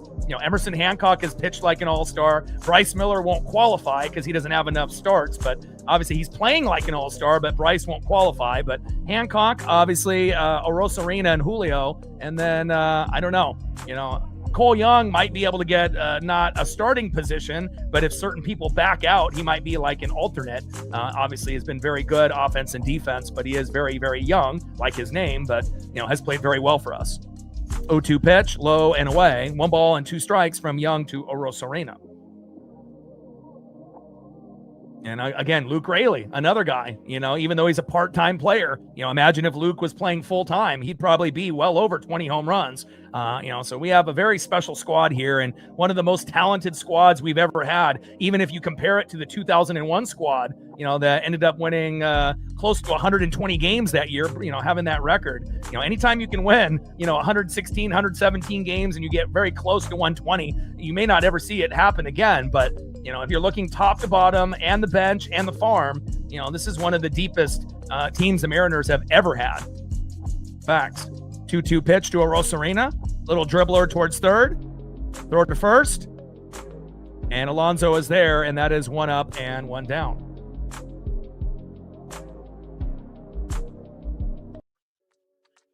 Next up is Luke Raley. Let's go, Luke. Highest slugging percentage versus right-handed pitchers. Ben Rice, number 1. Byron Buxton, number 2. CJ Abrams, number 3. And guess who? Luke Raley, number 4. Munetaka Murakami, the stud rookie for the White Sox, number 5. Love me some Luke Raley. First pitch to Raley. Ends up going back to the backstop. Huff can't get a hold of it. 1-0 count. And we also have to be lucky that we're not dealing with Adley Rutschman. Obviously he normally is the full-time catcher, and obviously we don't have too many games against him so far, and we'll see later in the year if we end up going against Rutschman as well. But the O's, we're a playoff team a couple years ago, had a rough last year, and obviously still trying to recover from some of those pieces that are no longer on the team, like Anthony Santander. 2-0 pitch, little dribbler towards first. Alonso is there, flip back to the pitcher. Nice hustle by Raley. And that is out number 2. But I wish everyone was like Luke Raley hustle-wise, Yesterday might have been one of the most emotional games of the season, if not the most emotional. We've had a lot of turning points in the season, maybe 4 or 5 already, but again, we were up 4-1, gave up a run in the 7th, making it 4-2. And then Ferrer came in to close the game, gave up 2 runs, and we were tied 4-4. Looked like we were going to lose the game. Luckily, Bliss got on the bag at the very end to make it go to 10. And then Randy Arozarena homered on his second pitch, I believe with Julio on board. And then we ended up winning that game 6-4. But it definitely felt like for a while, after we had the 4-2 lead and then it shrunk to 4-4 and it was tied, all the momentum was for Baltimore. And I didn't know if we were going to win that game, but we're a very resilient ball club. 0-1 pitch and Dominic Canzone, little shallow center field ball, and that is out number 3. So it looks like we might have to wait for Young to exit before we can get going, unless we can rough him up in the next inning. Definitely a pitcher's duel here so far. Let's go to the bottom of the 4th. Game still tied 0-0 in a pitcher's duel. 2 hits for the Mariners, 4 hits for the Orioles. No errors so far, which is great. And let's see who's up next here for the O's. Shout out to my boy Brooks Beats with the best beats on YouTube. Next up for the Orioles, 0-for-1 with a K, Jackson Holiday. Batting second, 1-for-1, DHing Tyler O'Neill. And batting third, 0-for-1 for third baseman Blaze Alexander. Let's take a look at the stats for both pitchers. We usually do this around this time. 3 innings pitched, 4 hits, no earned runs, 2 walks, which is uncharacteristic, 4 Ks, 54 pitches, 37 strikes, 3.89 ERA for George. And then for Brandon, 4 innings pitched, 2 hits, no earned runs, 1 walk, 3 Ks, 53 pitches, 35 strikes with a 3.21 ERA. So almost dead even, based off the stats. And we just got to be able to wait until he exits unless we can rough him up in the next inning.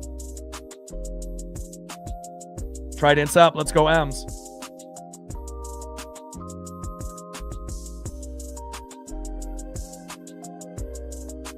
Gained another sub with the commercial break. Appreciate you. 31 subs to go to 24,300. And we should be over 100 likes now. Let's see where we're at. With 252 in the room. Where are we at? We are at 108. Thank you so much.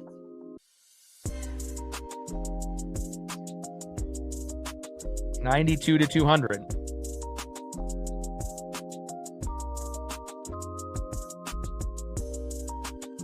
No problem. Anytime, Rebecca.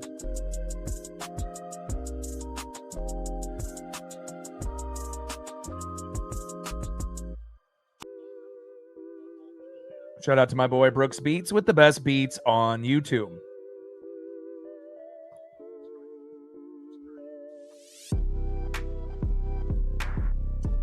First pitch to Jackson Holiday, pops it up a mile. Wisdom is there. And that is 1 away. And I'm really happy that George, is holding the Orioles to 0 right now. He's been terrible in his last 3 starts. And we know George normally is one of our top 3 guys in the rotation. So, obviously Miller and Hancock right now are the top 2. And obviously, Wu and Kirby have been a little shaky in their last couple starts. But Wu, his last start, Kirby, his last 2 or 3. But again, hopefully he'll be able to, keep this going as this game continues. Next up is Tyler O'Neill. And then obviously we know Logan Gilbert and Castillo are our worst pitchers out of our 6-man rotation. But Castillo and Gilbert have been doing a little bit better lately, which is great to see, as well as Andres Munoz. He ended up getting the save his last opportunity rather than blowing a save, which is obviously what we want. We want Mooney to be good, as well as Castillo and Gilbert. First pitch is high and away to Tyler O'Neill, 1-0 count. 1-0 pitch, another ball there from Kirby. 2 balls and no strikes from Kirby to O'Neill. 2-0 pitch, big swing and a miss. Looks like did he get a little piece of it? Looks like Carver just dropped it. So no foul tip, big swing and a miss, low and at the knees. Cutter 93 miles an hour. 2 balls and 1 strike with nobody on and 1 out. Bottom of the 4th inning, 0-0 here early between the Mariners and the Orioles.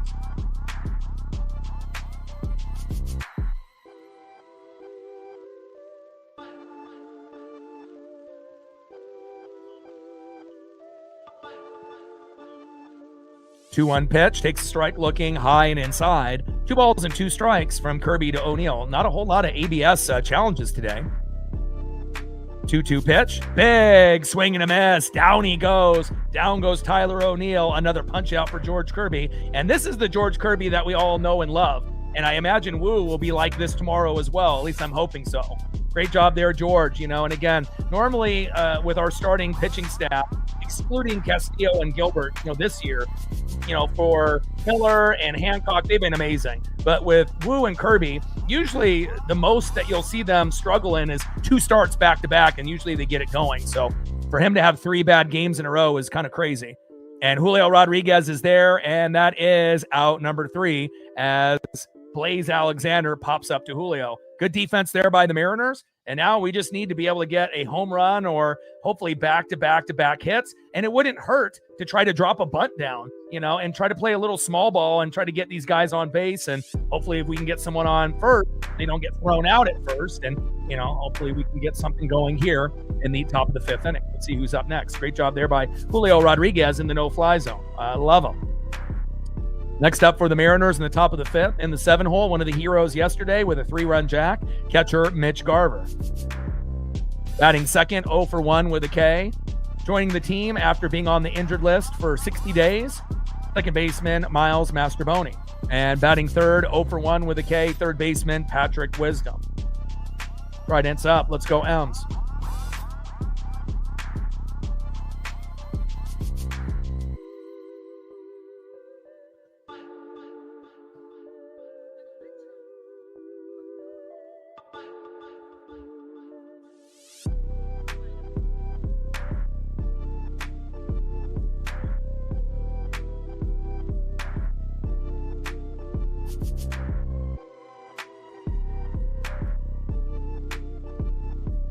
All right, we're at 113 likes, 87 to 200.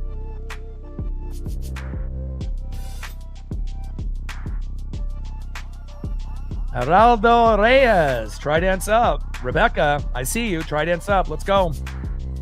Go to the top of the 5th inning, 0-0, Mariners and Orioles. Great job by George Kirby today. And, it would have been crazy if George would have given up, 5-6 runs today, because I don't think he's ever in his career had 4 bad starts in a row. Even 3 was making me kind of scratch my head like, what's going on here? But, great to see him back on track. And hopefully Wu is electric tomorrow. And if we can somehow win this game, even if it ends up being 1-0 at the very bare minimum, I think we'll take that, winning the series. And again, it would put us in a position to, potentially sweep them tomorrow with Wu. Tomorrow's game will be on at 4 o'clock Pacific. These last 3 games have been on at 3:30 Pacific or 3:35. And, great to not have an early morning game tomorrow. That'll definitely help us, I believe. First pitch to Mitch Garver from Young. Big swing and a miss, low and away with a slider, 82 miles an hour, 0-1 count. But, obviously, once the starters go out, I still would love for us to try to get 3, 4, 5 runs, and I think we still will have a chance at that, especially if we can get a home run on the board. 0-1 pitch, big swing and a miss right down the middle. No balls and 2 strikes from Young to Garver, and Young has been pretty electric here, just like Kirby, for the O's, and he's one of their best pitchers. 4-1 record, ERA of 3.47, so I knew it was going to be tough today. 0-2 pitch to Mitch Garver, high and inside. Good job there by Garv. 1 ball and 2 strikes from Young to Garver. Yeah, 4-game series. We got Wu tomorrow. We don't have too many 4-game series this year, but this is one of them. 1-2 pitch, low and away. And obviously we remember the famous 4-game Astro set where we ended up getting the mop, aka the sweep, in 4 games based off Rick Riz. Riz says if you win 3, it's a sweep. If you win 4 in a row, it's a mop. And we did that to the Astros, and that's really the turning point of the season where we kind of turned our hitting woes around earlier in the year. 2-2 pitch, and down goes Garver, and that is 1 away. And then we got the Washington Nationals next, and we'll have to face James Wood, and we know how good Wood is, and can't wait to be able to get into that series as well. All right, next up is Miles Mastrobuoni. And I don't mind that Miles is on the team, but I am a little annoyed that they had to send Bliss down, because if it wasn't for Ryan Bliss in the lineup the last 2 days, we wouldn't have won those 2 games. Again, offense and defense, he was a key contributor, and let's see if Miles can make his worth, here after joining the team for the first time this season. First pitch is high and away, 1-0 count. 1-0 pitch, hard hit ball into center field, and that is 2 up and 2 down. Cowser with the catch there in center field. Down goes Miles Mastrobuoni, getting some good contact, but just not being able to drop it for a hit just yet. And next up, in the 9-hole, third baseman Patrick Wisdom.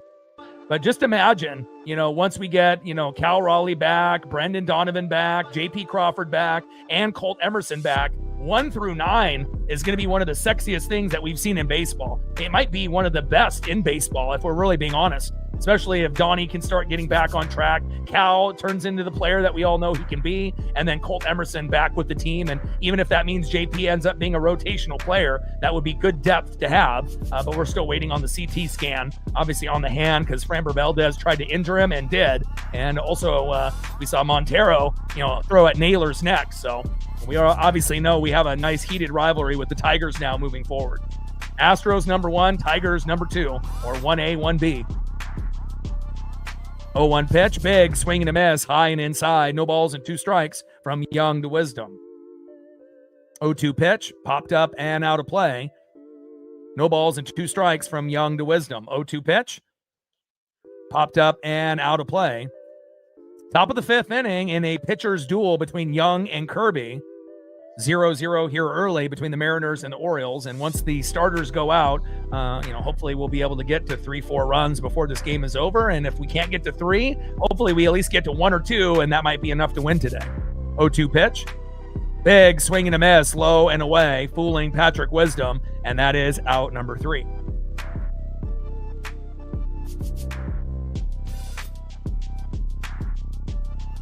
Kirby with a 4-hitter and Young with a 2-hitter. So it definitely is a pitcher's duel. Let's go to the bottom of the 5th and see who's up next year for the O's. Next up for the O's in the 9-hole, catcher Sam Huff. Batting second, 0 for 1 with a base on ball left fielder Taylor Ward. And batting third, 1 for 1 with a base on ball shortstop Gunnar Henderson. Trident's up. Let's go M's. Let's look at the stats here as well. All right, so with Brandon Young, 5 innings pitched, 2 hits, no earned runs, 1 walk, 5 Ks, 64 pitches, 43 strikes. So his pitch count is very low.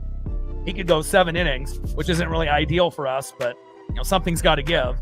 And his ERA is 3.15. He's got 64 pitches, 43 strikes, so he could go another 2 innings. And then Kirby is in the same spot. 4 innings pitched, 4 hits, no earned runs, 2 walks, 5 Ks, 61 pitches, 42 strikes. So they're like really neck and neck. 3.84 ERA. So we could actually see Young and Kirby both go 7 innings. And, then it might be just a 2-inning sprint to just try to get a run. And, the winner of this game could be 1-0 or 2-1. So we will wait and see, unless, one of these guys ends up having a meltdown before they, go out. But so far, so good for both. Trident's up. Let's go M's. 50th anniversary for the Seattle Mariners, 40 plus years on the radio. Rick Riz, the icon and legend, is retiring after this season. So we dedicate every stream this year to our guy, Rick Riz. Mariners have the best record in the MLB since May 25th. We are 11-3, and hopefully we can win today to go 12-3. Trident's up. Let's go Mariners. 31 subs to go to 24,300. We're at 10 on the dono train, 90 to go. See if we can get a dono train going. And let's see where we're at on the likes with 269 in the room. We're at 119.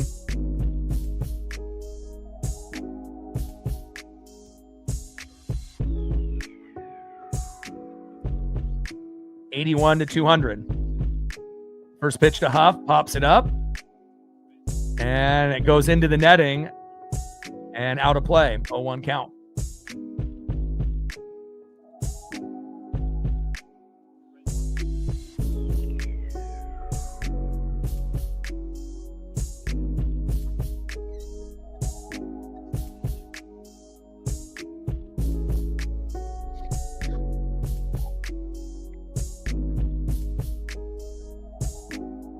Oh, 1 pitch, big swing and a miss there from Huff. Low and away. A beautiful sweeper there by Kirby. No balls and 2 strikes from Kirby to Huff.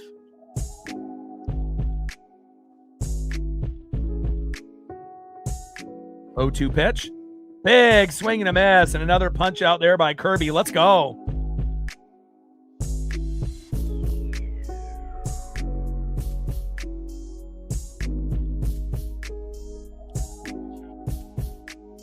Great job there by Kirby. And that's punch out number 6, toe-to-toe with Brandon Young. Next up is Taylor Ward, who usually would give us fits when he was on the Angels, and he's 0 for 1 with a walk. First pitch takes a strike, looking right down the middle with a sweeper, 86 miles an hour, 0-1 count. 0-1 pitch from Kirby, right down the middle for a strike. I mean, he's locked in, and this is the version of George that we all love. And again, this version of George did not exist in his last 3 starts, but I'm so happy that we're back to having the dominant George Kirby back on the mound. It's great to see. 0-2 pitch, high and away. Sweeper, 87 miles an hour. 1 ball and 2 strikes from Kirby to Ward. And it seems like everyone is starting to kind of figure it out as far as the starters are concerned and our closer. And now, obviously, the bullpen is getting injured and they're getting kind of roughed up, but go figure. Popped up, Naylor is there. And Master Boney runs in at the last second and makes the play, and that is 2 away. And obviously you had Rayleigh, Master Boney, and Naylor running to the ball. As long as they don't collide into each other and have an injury, got to have good communication out there, and that is 2 away.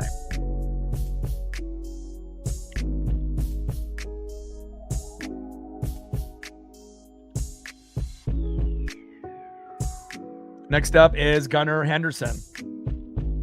Yeah, Colt and Cole, we already knew how great they were going to be on this team whenever they ended up getting called up. And again, a very bright future, for Cole and Colt on this team. And it's great to have some, young up and coming studs, as well as with some of these vets. And they're not really necessarily old, but anyone that's been in the, team for more than 4 years, 5 years now is, going to be one of the kind of the OGs. And it's a nice blend of young and not necessarily older vets, but guys that are experienced on the team, and we're only going to get better. 1-1 pitch, low and away. 2 balls and 1 strike to Gunnar Henderson. 2-1 pitch, high and inside. Count now is 3 balls and 1 strike from Kirby to Henderson.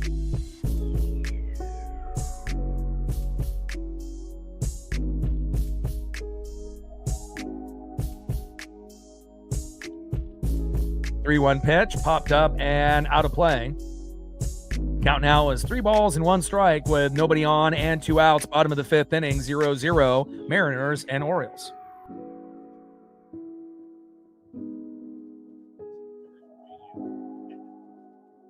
Three-two pitch.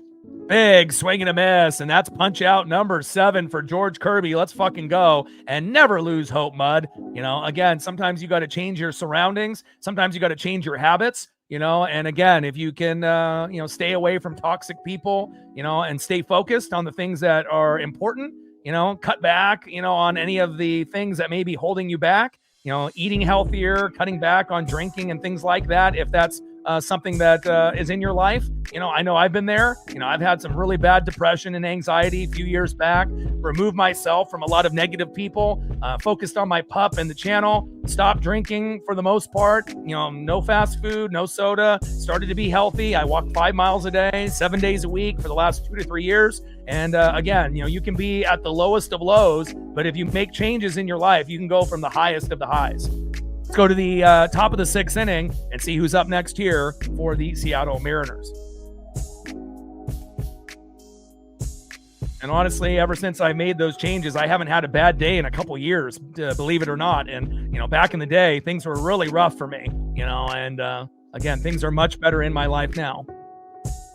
Next up for the Mariners in the top of the 6th, 1 for 2, shortstop Cole Clutch Young. Batting second, 0 for 2 with a K, center fielder Julio Rodriguez. And batting third in the 3-hole first baseman, it's Nails, 0 for 2, Josh Naylor.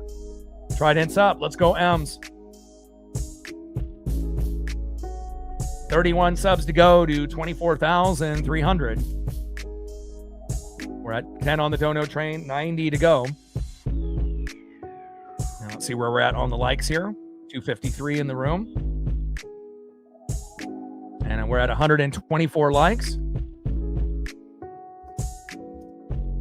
76 to 200.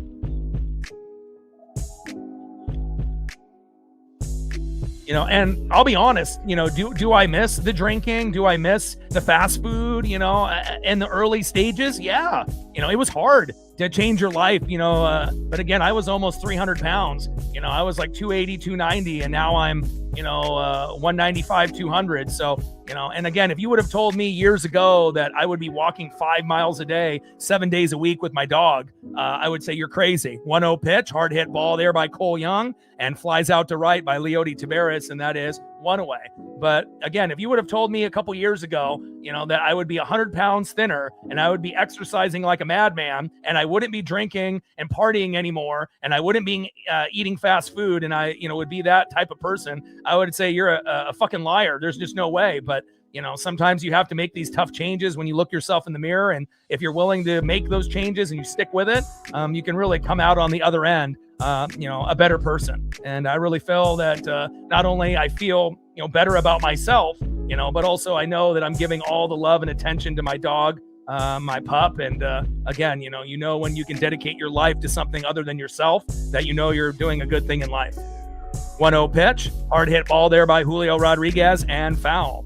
And I really have dedicated my whole life, to my pup, to make sure that she has the best life possible, especially with a lot of people that, don't really treat, dogs the way that they deserve to be treated. And again, if I didn't have, my pup in my life, who knows, maybe I'm not here, to be honest. That's how bad things were. So, to be able to turn your life around is possible.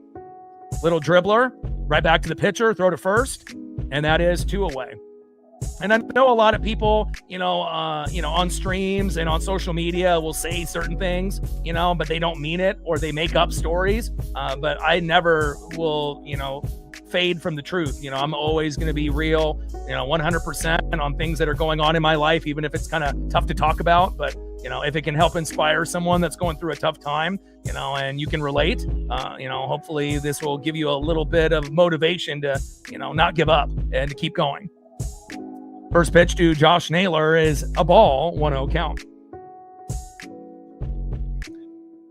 Yeah, I mean, to be 280, 290, Brooks was in the same spot too. All the music that you hear on the channel, me and him used to party all the time, and he decided to not only dedicate more time to his music, but also to, be sober, and on top of that, to exercise. And for a guy that was, 300 pounds and now is, around, where I'm at, probably around, the 200 range, and he's running like mini marathons, and he's even doing things that I don't even know if I could do.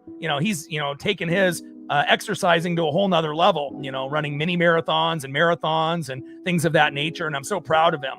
We both were in, kind of bad places, and we both have turned our lives around. And if we can do it, you can do it.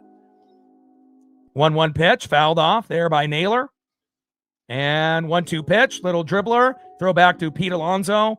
And that is out number 3. And it's been tough sledding here today. It's been a pitcher's duel. No home runs, no ribbies. Obviously, the Orioles were the team that had the bases loaded with no outs. So in reality, we should be down 1-0, 2-0, 3-0, but thankfully the defense and Kirby stepped up, and we're still sitting at a 0-0 game, thankfully. And then hopefully once the starters go out, maybe after the 7th inning, it'll be a 2-inning sprint.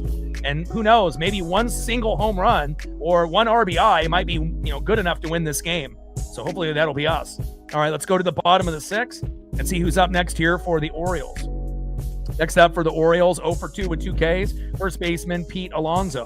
Batting second, 0 for 2, center fielder Colton Cowser. And batting third, 1 for 2 with a K, right fielder Leody Taveras. Kirby on the mound, wheeling and dealing. And 5 innings pitched, 4 hits, no earned runs, 2 walks, 7 Ks, 74 pitches, 51 strikes, 3.80 ERA. And Brandon Young, he's right there.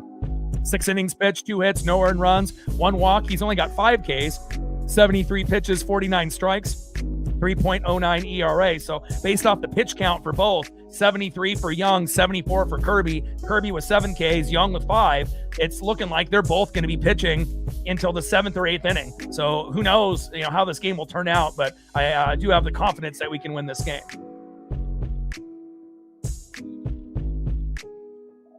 Sean in the building, what's good? And it's one thing to be able to lose the weight, but also to keep it off, and I've been able to keep it off, also, getting away from toxic people. And, sometimes you think people are your friends, but they're not really your friends. They're more like party acquaintances, and people love to take advantage of other people, that are buying beer or bringing the, party favors. And, you got to be able to kind of separate yourself sometimes from those people that you think that you're, they're your friend, but they're really not, And, I've had to step away from a lot of people. And obviously, really now it's like, my pup, you guys, and my best friend, Justin. And I really don't, hang out with anybody else. And, there used to be maybe, 10 or 20 people, in a kind of a circle of groups that I used to hang out with. But, I don't miss, any of those situations, because I know I'm in a better place now. First pitch from Kirby to Alonso, fouled off, 0-1 count.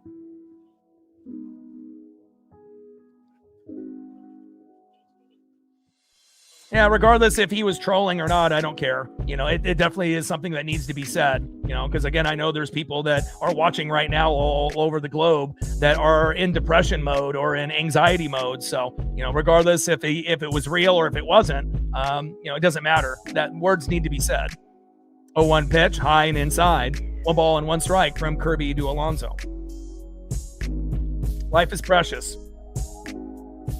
Bottom of the 6th, 0-0, Mariners and Orioles.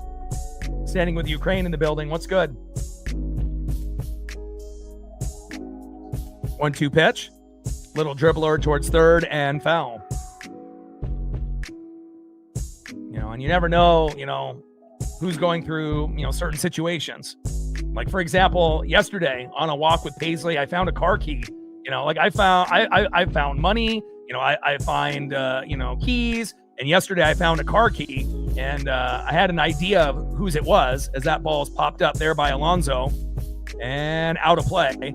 And later, last night after the stream was over, I had an idea of who I thought it belonged to. And instead of keeping it, or just ignoring it, I knocked on the door, with Paisley and asked the guy if he ended up losing a car key. And he did. So, sometimes, you got to do the right thing. You just never know, when someone ends up having, a mistake or something that happened, and you can end up making someone's day. And I know I did yesterday.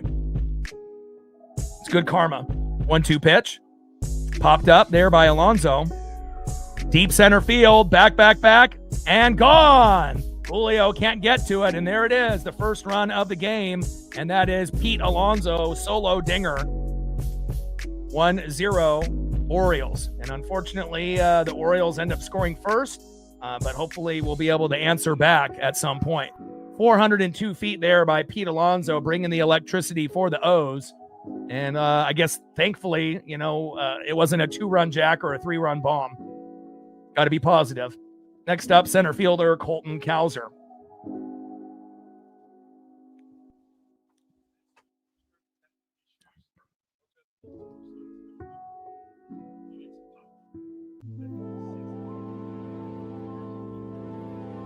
First pitch is high and away. Sweeper, 85 miles an hour, 1-0 count. Bottom of the 6th inning, 1-0 Orioles. And again, I mean, Kirby, after having 3 bad games, to be able to do that, pitch that strong. And, at some point, you're, playing against professionals, you're going to give up an RBI or home run at some point, and we wanted him to give up 2 or less. Not ideal that we're not on the board yet, but that doesn't mean that we're not going to be. And I still think that we can win. 2-0 pitch. High and inside to Cowser. 4-seam fastball, 96 miles an hour. 3 balls and no strikes. With nobody on and no outs. Bottom of the 6th inning, 1-0 Orioles. Pete Alonso with a solo dinger. But again, that means that obviously someone for the Mariners can do that as well. Pitchers duel here with Kirby and Young. 3-0 pitch. And that is ball 4. Third walk of the day for Kirby, which is unusual. But hopefully we'll be able to get out of this inning with only giving up the home run to Pete Alonso. And especially with our strong lefty lineup in, again, I get it that Brandon Young is, pitched well, but with Young and Julio and Naylor and Randy and Luke and Dom, somebody's got to do something. You don't expect a whole lot out of Garber, Mastroboni, and Wisdom, but, hopefully something's got to give. And Cowser swipes second base easily and safe. First pitch was low and at the knees to Leody Taveras, 1-0 count. We need a mound visit here, and there it is. Mound visit with Garb and Kirby. Kirby on the mound, Leody Taveras in the box.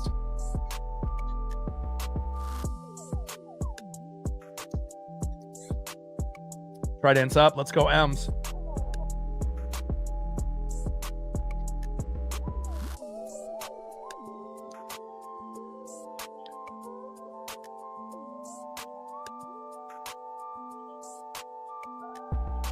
Appreciate you.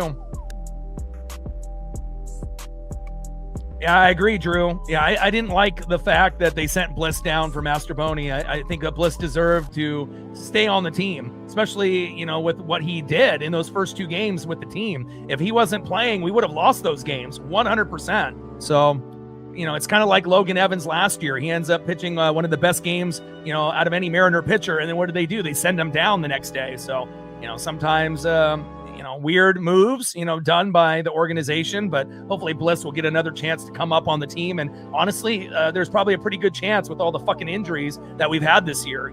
There's going to be some movement for him to at least get another run at the team, hopefully, more than just 2 games.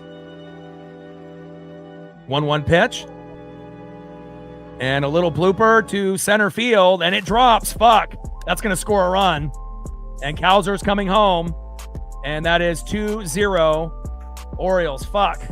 And now they're starting to open up the game, and we're really going to need the offense to kind of come alive here. And we're going to need Young to have a meltdown.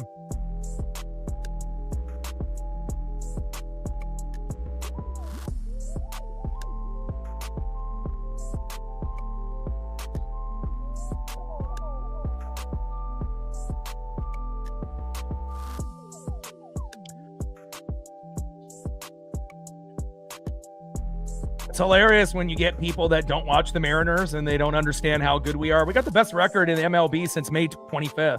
We're 11-3. You know, again, it's hard to win games in baseball, but just because we're down 2-0 doesn't mean we can't come back. Bottom of the 6th inning, 2-0 O's. First pitch to Holiday is fouled off, 0-1 count.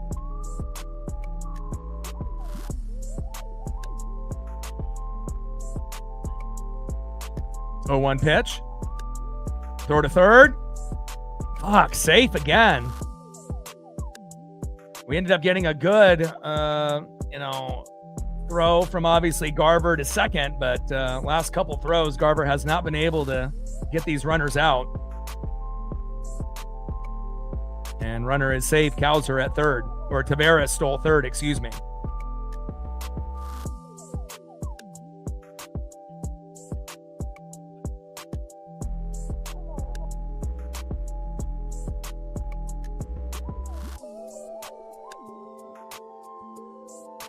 Oh, 2 pitch. High and inside. 1 ball and 2 strikes with a runner at third and no outs. Bottom of the 6th inning, 2-0 Orioles. Just got to have the faith. Got to have that blind faith. You know, things have gone sideways for us all year. 1-2 pitch, low and at the knees with a sweeper, 89 miles an hour, 2 balls and 2 strikes from Kirby to Holiday. And again, you know, this is much better than the version of Kirby we've seen in the last 3 games. You know, we wanted him to give up 2 or less. We didn't anticipate being at 0 right now, but, you know, overall, Kirby has actually pitched a pretty good game. 2-2 pitch. And that is strike 3 looking. There we go. Nice punch out there from Kirby. That's strikeout number 8. So again, you know, being down 2-0 is not ideal. You know, but again, if we're, you know, at 2-1, it doesn't look as bad, or if it's 2-2, but we still have a chance. You know, we have a 3-inning sprint to get that done. Appreciate you. Trident's up. Let's go, M's. Appreciate the kind words. Another $10 dono. And we're at 20 on the dono train, 80 to go. Appreciate that. It means a lot, you know. And again, I've been doing this for 14 years. You know, I started this dream when I was 30. I'm 44 now. And I've been on YouTube for 10. And we're at 6.1 million views and counting. Obviously, you know, the ultimate goal is to get to 25,000 subs, 50,000, 75,000, and eventually 100,000. And then to go from 6.1 million views to 10 to 15, and then eventually 20 and beyond. And again, appreciate the kind words and the support. 0-1 pitch, high and away. 1 ball and 1 strike from Kirby to Tyler O'Neill. Bottom of the 6th with a runner at third and 1 out. Hopefully we can keep that runner stranded at third, so we're only down 2-0. But again, it's going to be tough, but nothing that we can't overcome. I mean, we only have 2 hits today, and that's, you know, obviously due to good pitching there by Young, but that doesn't mean that we won't be able to get something going before this game is over. 2-1 pitch, little dribbler towards third and foul. And plus, you got to, you know, look at all the injuries that we've had. You know, think about how many teams that wouldn't be able to do what we have done, you know, without Cal Raleigh, no Brandon Donovan, no Colt Emerson, no JP Crawford. Brash just got sent down. I mean, we got more injuries than pretty much any team in fucking baseball, you know, as far as like key contributors. And we're still able to have the best record since May 25th. I mean, name one other team that could do what we have done, you know, in that time. It really does show the depth. I mean, maybe like the Dodgers, you know, they could do it, you know, and do something similar, but there's not a whole lot of teams, you know, Dodgers, Braves, Brewers, they're killing it. Obviously, us and the Yankees are doing pretty well, but Judge just had the injury. But I mean, there's not very many teams that could do what we've done. And obviously, we know the Dodgers have the depth, but look at their fucking payroll. Their payroll is a hell of a lot higher than ours, you know, but I'm really proud of this team, and the game's not over yet. 2-2 pitch, and that is strike 3 there for George Kirby. Let's go. That's number 9 for George Kirby. Let's go. Great job there by George. We just need the offense to wake up. 2 hits so far is unacceptable. Next up is Blaze Alexander, and let's see if we can get his 10th punch out here in the 6th. He's at 98 pitches, so you assume this will be the last inning for George. But based on how the bullpen has pitched lately, hold your breath. You know, Hoppy's been terrible. Criswell's on the IL. Brash is on the IL. Ferreira's look like shit. You know, hopefully Bizardo and Spire will be good, you know, but we know Cade Anderson is killing it in Double-A. He's the best pitcher there. And hopefully Cade Anderson gets called up, at some point this season, and we could really use him in the pen, like fucking right now, honestly. But, we probably will have to wait until after the All-Star break or in the playoffs before they call him up. But I'll tell you what, Cade could definitely really give us that boost in the pen with all these injuries that we have. Bottom of the 6th, 2-0 Orioles with a runner at third. Keep them there with 2 outs.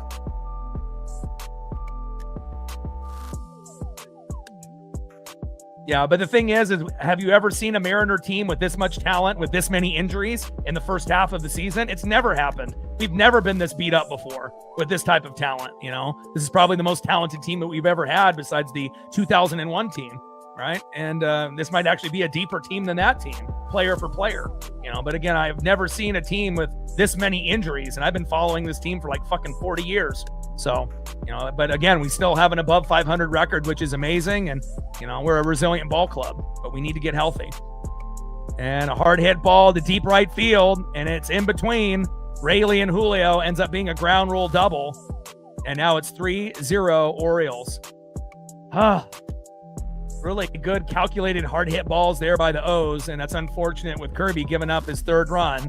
He's got 9 Ks today, and obviously it wouldn't look as bad if we had at least a run or 2 on the board. Obviously, when you're at 0, it looks much worse, but, we wanted him to give up 2 runs or less, 3 at the most, and that's where he's at now, and hopefully that'll be the last run that he gives up. And just kind of unfortunate that a few of those hard-hit balls landed right in between Julio and Rayleigh, and more times than not, we're able to get to those balls, but the O's have had some good placement today.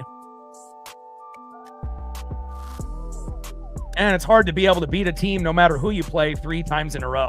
And this is a 4-game set. So, again, we got Wu on the mound tomorrow. So if we were to drop this game, we could still end up obviously winning the series.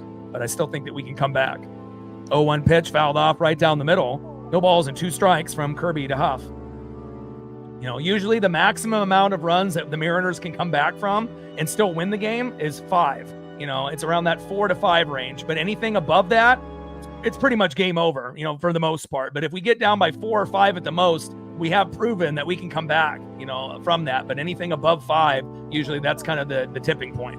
And right now it's only 3, so we just need the bats to come alive. And I mean, one 2-run jack, 3-run bomb or a solo dinger could really help us, go in the right direction. We just need Young to fucking exit so we can get into their bullpen.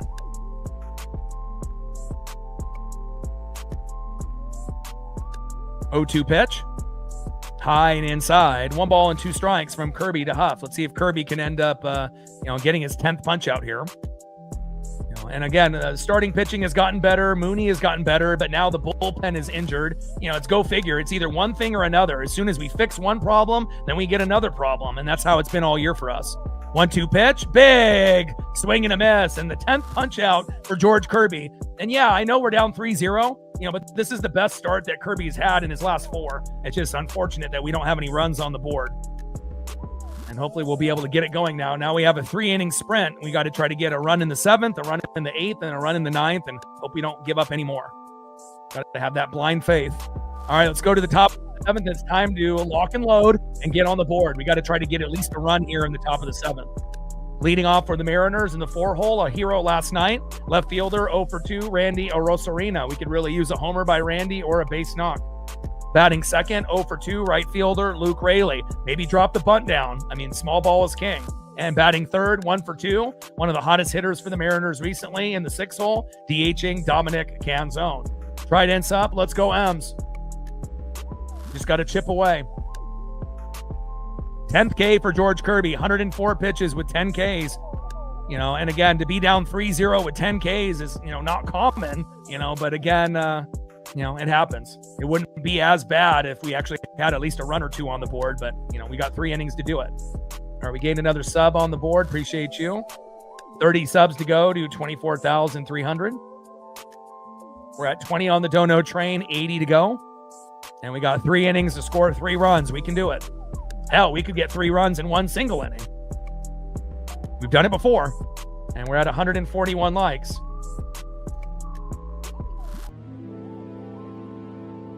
$59 to 200. Got to have that faith. Trident's up. Let's go, M's.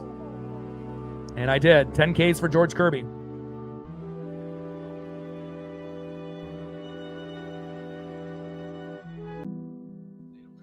Shout out to my boy Brooks Beats with the best beats on YouTube. 3 runs, 7 hits, no errors for the Orioles. And they got all 3 runs just right there. So, you know, we were sitting at 0-0 forever. So that doesn't mean that we can't have a nice inning as well, especially with the talent that we have on this team.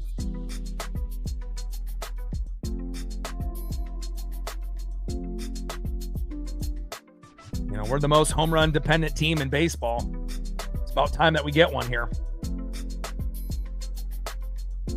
First pitch from Young to Arosarena, high and inside, 1-0 count. And also trying to force Young to walk a batter. You know, he hasn't really walked too many guys or hit anybody. So, and a little dribbler there to Holiday, throw to Alonso, and that is 1 away. And if you've also noticed, we haven't really been working the count as much as we should. A lot of early swings, you know, on the first 2 pitches. You got to be able to, you know, get the pitch count up so we can get fucking Young out of there, so we can go into their bullpen and then fuck them up. You know, but again, if you're going to be swinging at the first, you know, 2 pitches and grounding out like we've done a billion times this game, hard to come back. First pitch to Luke Raley, high and inside, 1-0 count. Try to dance up. Let's go, M's. Got to have the faith. 1-0 pitch, high and away. 2 balls and no strikes from Young to Raley. So Canzone will be done, and Young is at 76 pitches. So hopefully this will be the last inning, but he could end up pitching into the 8th if we don't get this pitch count up.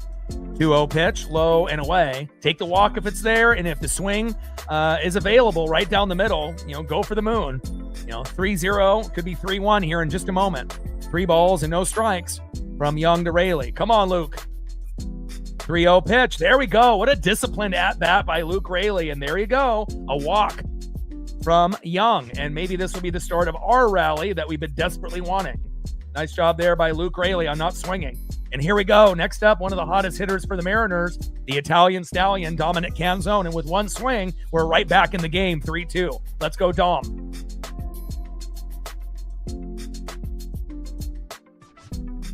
Let's go, baby. Try dance up.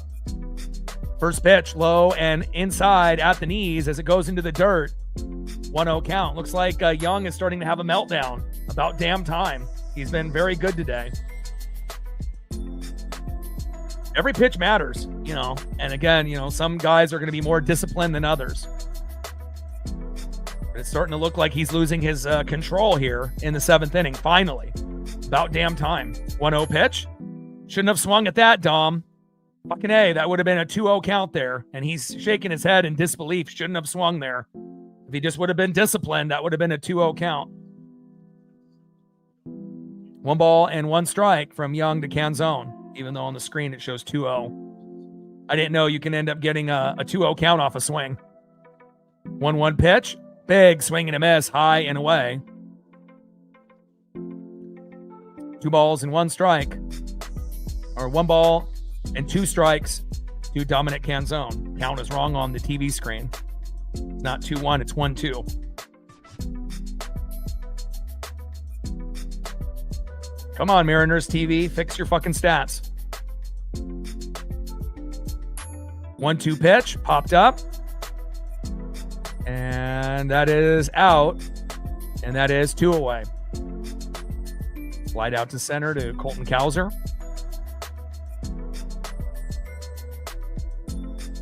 And we need Mitch Garver to be the hero again. 3-run blast yesterday. I know that's asking a lot. You know, but if Garv can get a hold of one to make it 3-2, we're right back in it. Or even just getting a 2-out rally going, and we've been pretty good with that recently. First pitch from Young to Garver. Big swing and a miss, low and away with a slider, 82 miles an hour, 0-1 count.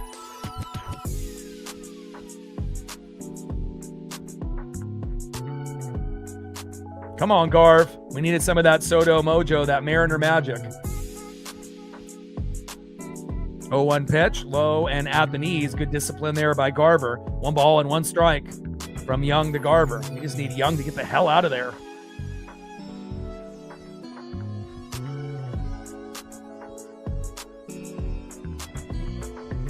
Orioles challenge. And they lose that challenge. And we probably should have busted out the Mariner Moose like fucking 5 innings ago, but here it is. Usually when the Moose comes up, good things happen. Come on, Garv. 1-1 pitch. High and inside. Good take with the sinker, 92 miles an hour. 2-1 pitch. High and inside. 3 balls and 1 strike from Young to Garver. Let's see if we can end up getting a big home run here. Take the walk if it's there, though. Top of the 7th inning, runner at first with 2 outs. 3-0 Orioles. And we have a 3-inning sprint here to try to tie this game up. 3-1 pitch. Little dribbler towards third. Throw it to second for the fielder's choice, and that is out number 3. We leave 1 stranded, unfortunately, and now we only have 2 innings left to try to catch up. And again, if we would have been able to work the pitch count a little bit better, Young would have been out of this game innings ago. He's at 88 pitches, so he might actually be out there for 1 more inning, which is not ideal, but it is what it is. Sometimes that's what happens in baseball, when someone has that low pitch count and they're dominating a game. All right, let's go to the bottom of the 7th inning, and hopefully we'll keep this game at 3. We don't want them to score 4 or 5. Otherwise, it may be too much for us to come back from. Next up for the Orioles, 0-for-2 with a base on ball, left fielder Taylor Ward. Batting second, 1-for-2 with a base on ball and a K, shortstop Gunnar Henderson. And batting third, 1-for-3 with a run, RBI, and 2 Ks with the big home run to get the party started for the O's, Pete Alonso. Tried ends up. Let's go M's. Got to try to get 1 or 2 runs in the 8th and 1 or 2 in the 9th. Got to find a way. And just got to hope that they get a meltdown from their bullpen pitcher once we get Young to exit.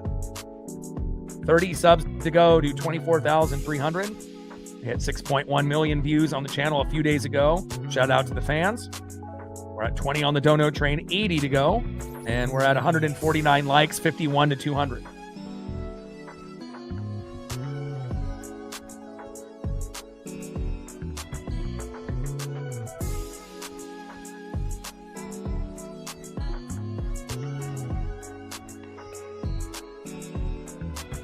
Remember, we got the best record since May 25th. We're 11-3. That's best in MLB. So, even with all the injuries and all the bullshit that we've had to endure, you just got to have that blind faith sometimes, even when things look bad. Try to ends up. Let's go M's.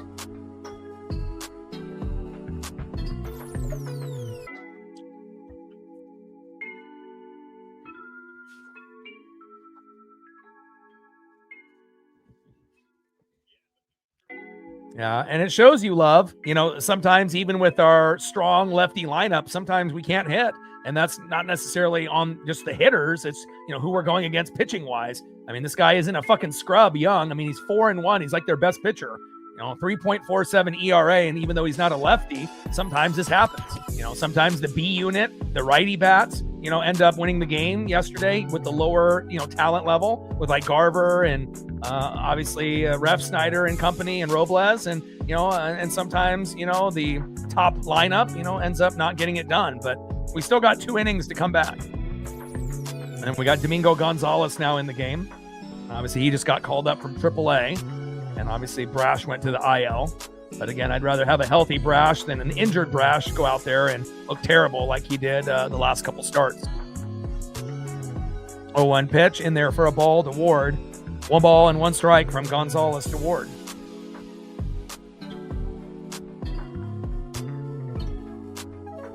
One pitch from Gonzalez. High and inside. And I know they don't want to rush Cade Anderson, and again, Cade will eventually be a starter for our team.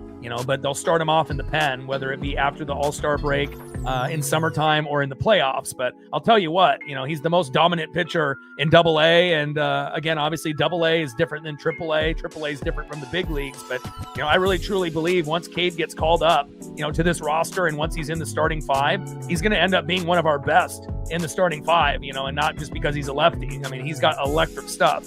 And even Ryan Sloan, a righty, he's been showing some flashes of greatness as well. So we're in good hands. You just got to be patient. 3-1 pitch, fouled off, low and at the knees Count now is full. 3 balls and 2 strikes from Gonzalez to Ward. And you got to think it's not ideal having all these fucking AAA pitchers, because we have all these other injuries. AAA guys in the pen like fucking Hoppy and a few of the others. And obviously with Davila yesterday getting the job done. But, I've never seen a team as talented like this have to have so many AAA pitchers in the pen try to bail us out because of injuries. But that's just where we're at right now. You can't expect AAA pitchers to, be guys like Bizzardo and Spire and Brash when they're healthy. You hope that they can do a good job, but more times than not, they're going to be bad and they're going to struggle. I mean, there's a reason why they're in AAA and they got called up only because of the injuries, not necessarily because they weren't doing good. 3-2 pitch.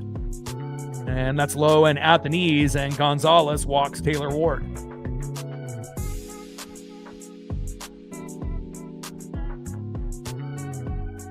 Ward with a walk. Next up is Gunnar Henderson. On deck is Pete Alonso. Come on, Domingo.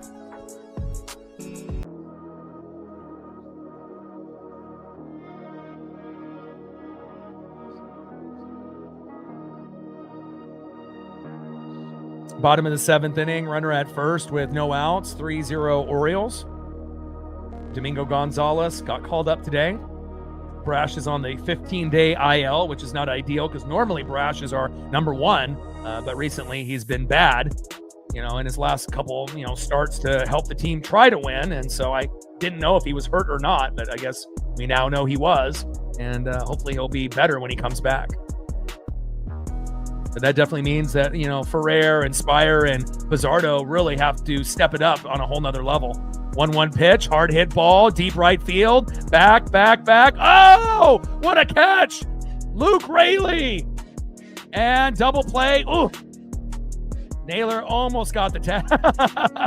He lifts up the hand off the base and ends up tagging him, but obviously that doesn't count. But what a hell of a play there by Luke Raley in right field. I thought that was a home run for sure. Raley robbing the home run there by Gunnar Henderson. Getting up there, great timing. And a great job there by Luke Raley, who's really improved his defense and offense this year. And if we just could have gotten a little bit sharper of a throw, we would have had the double play with Naylor, but we'll take it. That is 1 away.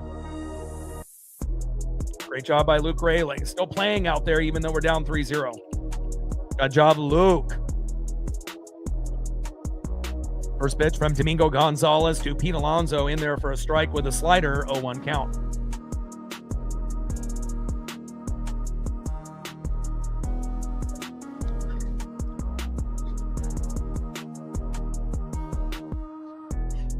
One pitch, low and away.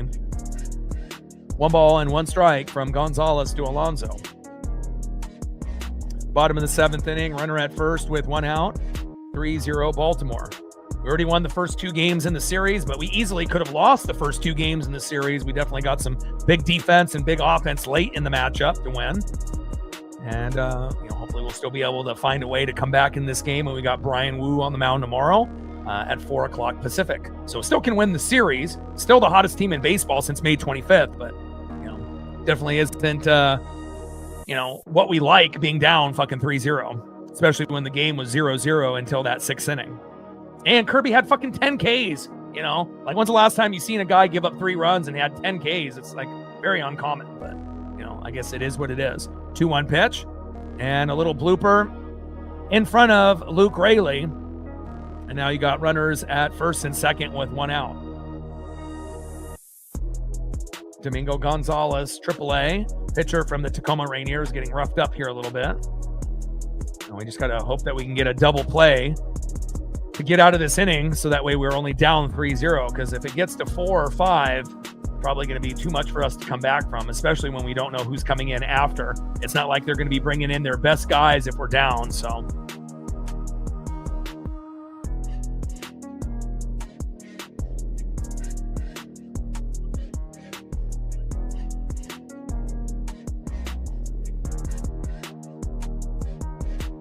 First pitch to Kowser is high and away. 1-0 count. Come on, Mariners. Shout out to my boy Brooks Beats with the best beats on YouTube.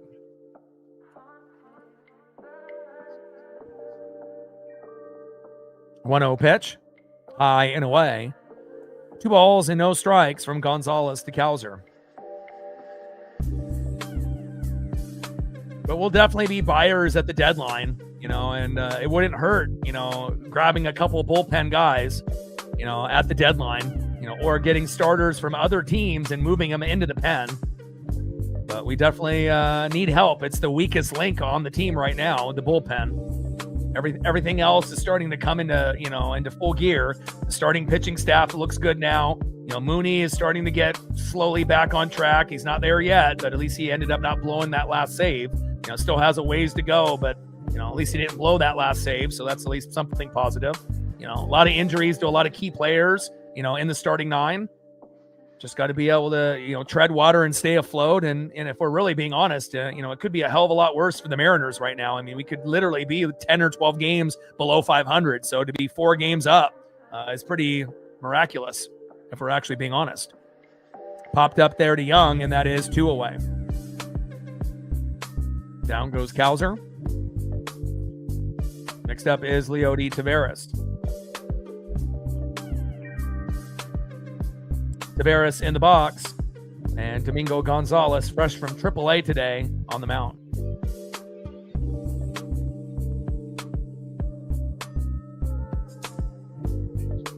Criswell and Brash on the IL, on the injured list in the bullpen. First pitch is high and away. Slider 86 miles an hour, 1-0 count. You never can have enough pitchers. Starters or bullpen. That is facts. And nobody's going to develop pitchers better than us in the MLB. And that's proven. 1-0 pitch, high and away. 2 balls and no strikes from Gonzalez to Cowser.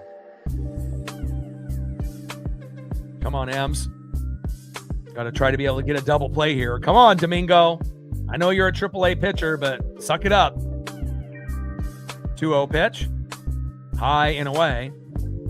3 balls and no strikes from Gonzalez to Cowser. But I will say this. Once we get Cal Raleigh and Brendan Donovan back, it'll give us a big lift. And even getting JP back, and especially Colt Emerson, maybe even tomorrow, that could be the difference, between, winning the series or having it being split. So really hoping the back spasm stop for Colt and we can get him back in the lineup tomorrow. 3-0 pitch in there for a strike. But a lot of teams, if they would have had half of their starting lineup injured, with good players, most would fail. Luckily we were pretty deep, but now our bullpen is starting to get pretty razor thin. 3 balls and 1 strike to Leody Taveras. And that is ball 4. Bases loaded. Uh-oh. And this kind of feels like the game is slipping away now since we had to bring in a AAA pitcher to pitch here. Not ideal.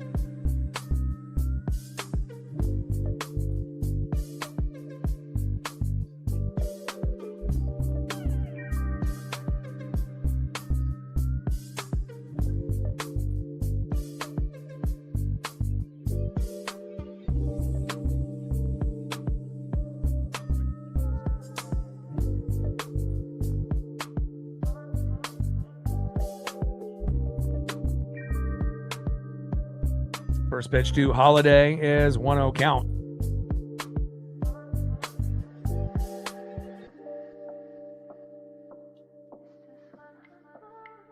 One 0 pitch.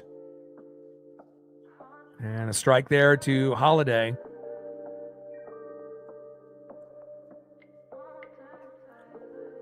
One ball and 1 strike with bases loaded and 2 outs. Come on. 1-1 pitch.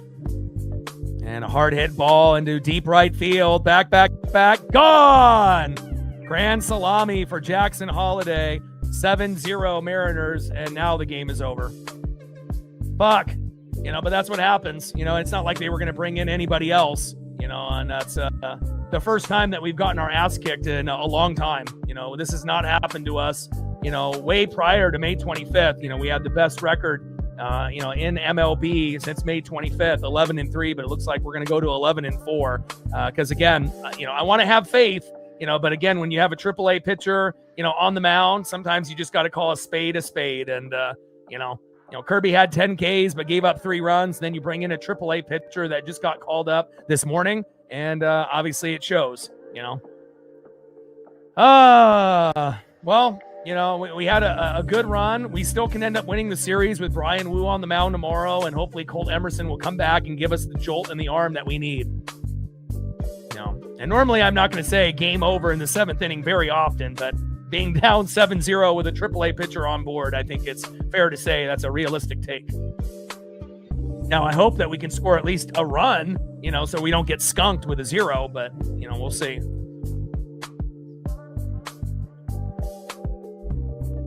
Two-0 pitch to O'Neill, and a hard hit ball into left field, and it's a ground ball to Randy.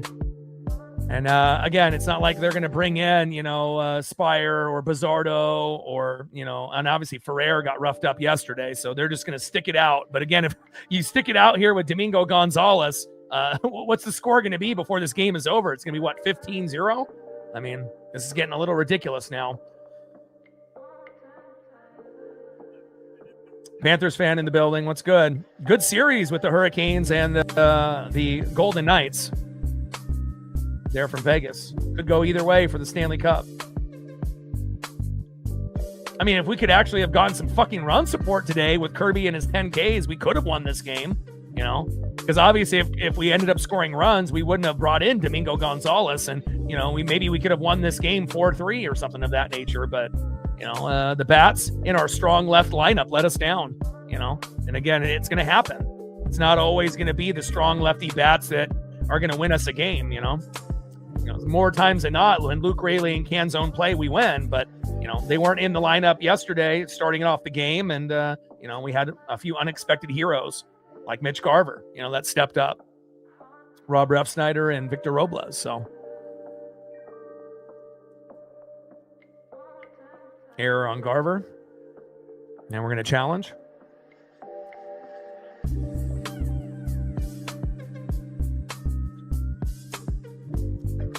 And luckily, we haven't had too many games like this year, so.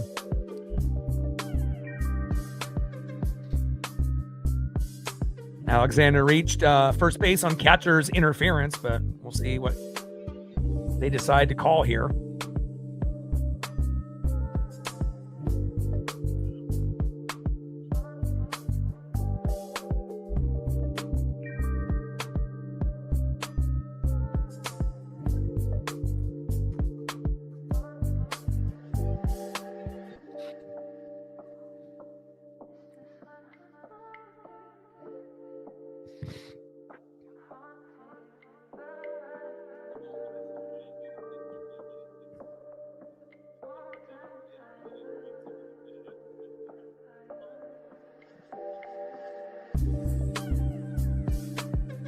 We just lost the challenge with catcher's interference, but I guess when it rains, it pours, right?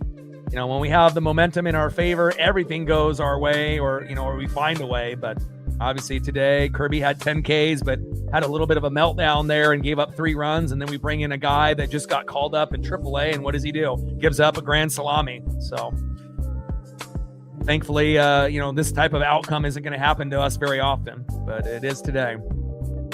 Huff with a hard hit ball into deep left field. And that is caught. Wow. And finally, Randy gets out number 3, but Domingo Gonzalez needs to go back to AAA because obviously he's not ready to play in the big leagues. 7-0 Baltimore. All right, now we have 2 innings left to get 7 runs. We need to get 4 runs in the 8th and 3 runs in the 9th.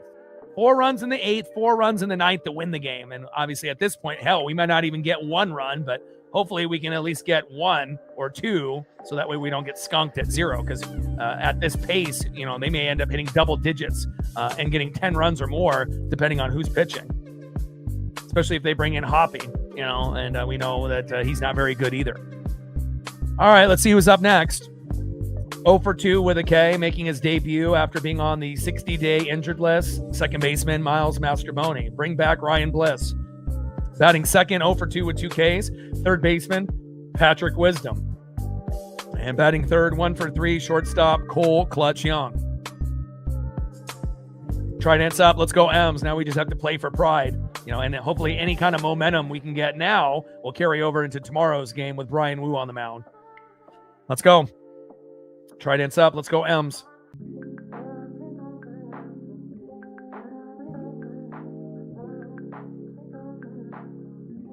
30 subs to go to 24,300.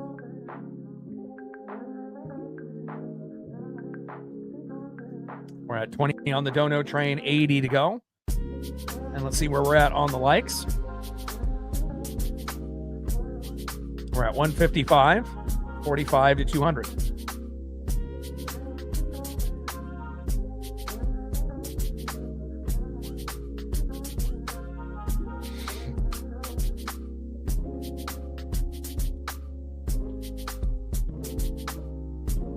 And again, they were afraid that this game was going to get delayed with rain, but essentially this is what would have happened if we would have had a rain delay, more than likely. So even though they took the tarp off and we didn't have any rain or thunderstorms come through, essentially when we have a rain delay, this is typically the outcome that we get. So hopefully we don't have any rain tomorrow and Brian Wu can pitch a gem and we can actually get to 5 runs, 7 to 10 hits, and we can win the game. And you got to give all the credit to Brandon Young. He's about to go to 5-1, and again, one of the better pitchers in MLB. And anytime you go against a guy that's 4-1 at this point in the season, it's going to be hard to win. And he roughed us up.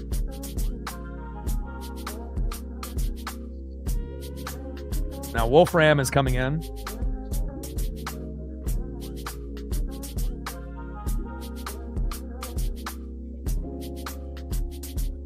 Grant Wolfram in the game.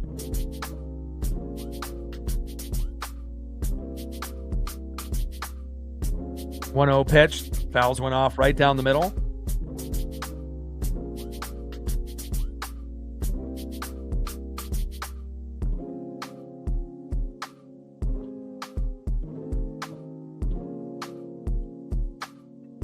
One ball and one strike to Miles Masterboni.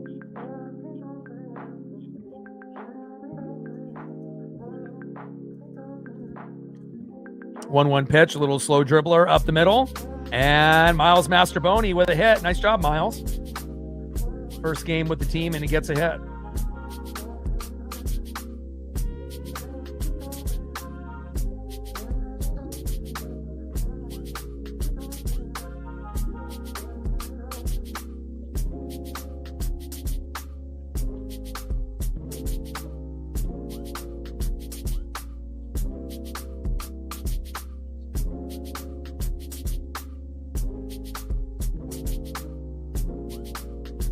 Next up is Patrick Wisdom. First pitch is high and away, 1-0 count.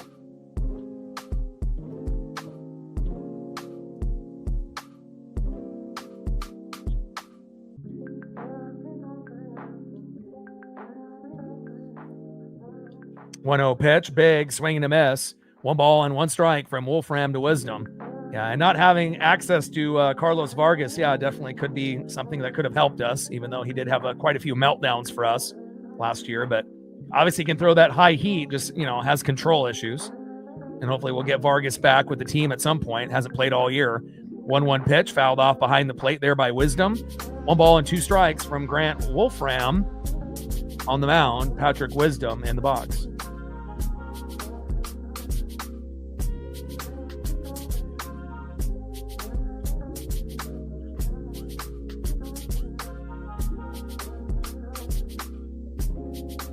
One-two pitch, low and at the knees. 2 balls and 2 strikes with a runner at first. Miles Masterboni with no outs.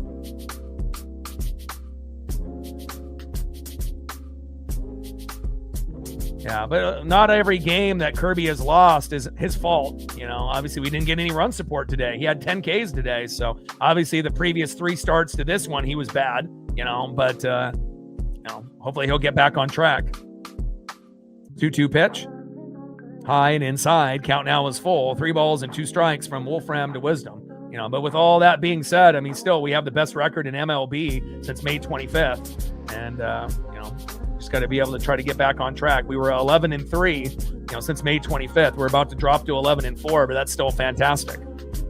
3-2 pitch, high and away, and Wolfram walks Wisdom. And now we have runners at first and second with no outs. And this is the best opportunity we've had all game. And if we would have had our strong lefty lineup be a little bit more disciplined in the box, working the count, then maybe we would have been able to put up a few runs earlier on the board. But they were obviously a little overly aggressive.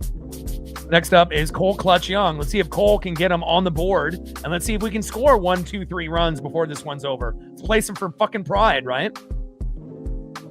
Our team is too talented to be fucking at 0, especially having the best record in MLB since May 25th, and to be 11-3 in that gap. We got to be able to try to score a couple here. First pitch is low and away to Cole Clutch Young. Slider 86 miles an hour, low and away, 1-0 count. I mean, we still got a 3-game lead in the division. We're still one of the best teams in baseball. Every once in a while, shit happens, and it's just unfortunate that Kirby, had 10 Ks and had to give up those 3 runs. But, even if he would have only given up a run, if we would have brought in Domingo Gonzalez, we still lose the game, more than likely. Instead of the score being 7-0, maybe it's 4-0 or 5-0, after that grand slam. So,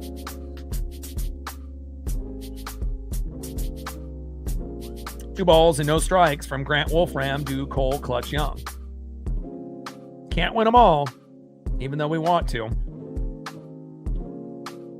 Come on, baby. Play with some pride. We're too good to be at 0.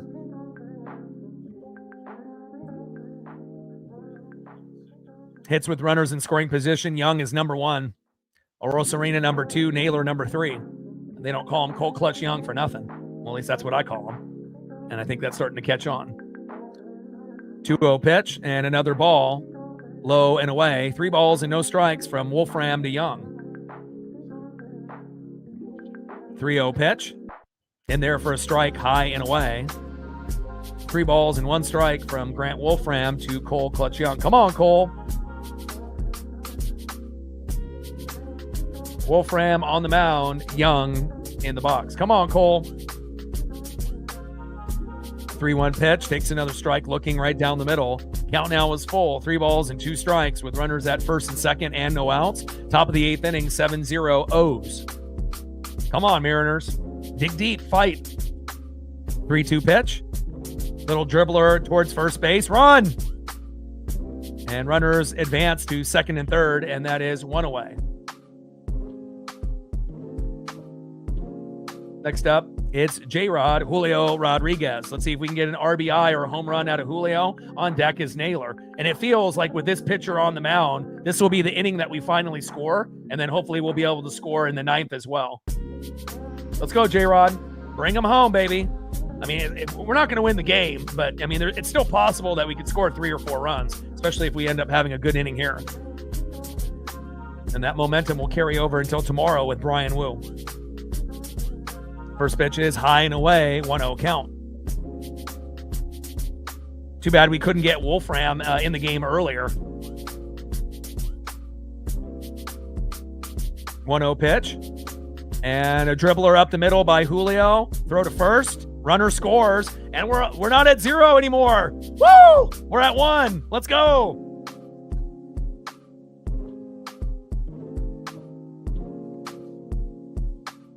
I'll take a 1 over a 0 any day of the week. Master Boney comes home. And shout out to Miles for getting a hit. I don't really like the idea that he had to replace Bliss because I thought he did a good job in those first 2 games, but at least Master Boney got a hit and he ends up, coming home. So way to be productive, even in this limited time that you're probably going to have with the team. Next up is Josh Naylor. Now we still got a runner at third, and if Naylor can get a hold of one, it'll be 7-3, or an RBI can make it 7-2, and that's a hell of a lot better than being down 7-0. So great job, Mariners. Keep it going. Find a way to just, dig deep and try to get as many as you can. 1-0 pitch, popped up and out of play. 1 ball and 1 strike from Wolfram to Naylor. Let's go, Naylor. Let's go, Josh. Trident's up. Let's go, M's. Got to make the best of a shitty situation.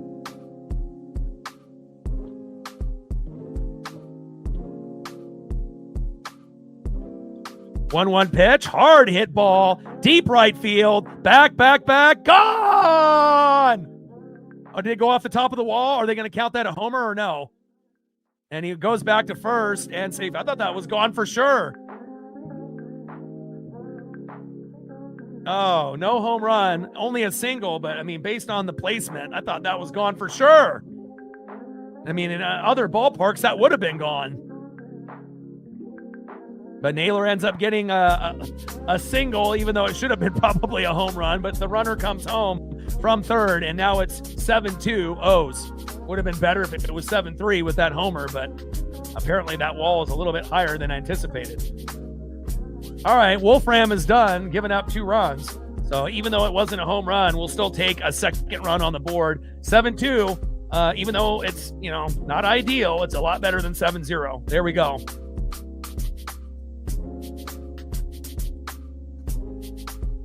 In a few ballparks in MLB, that would have definitely been gone, but that wall is pretty high in right field. Good job, Josh.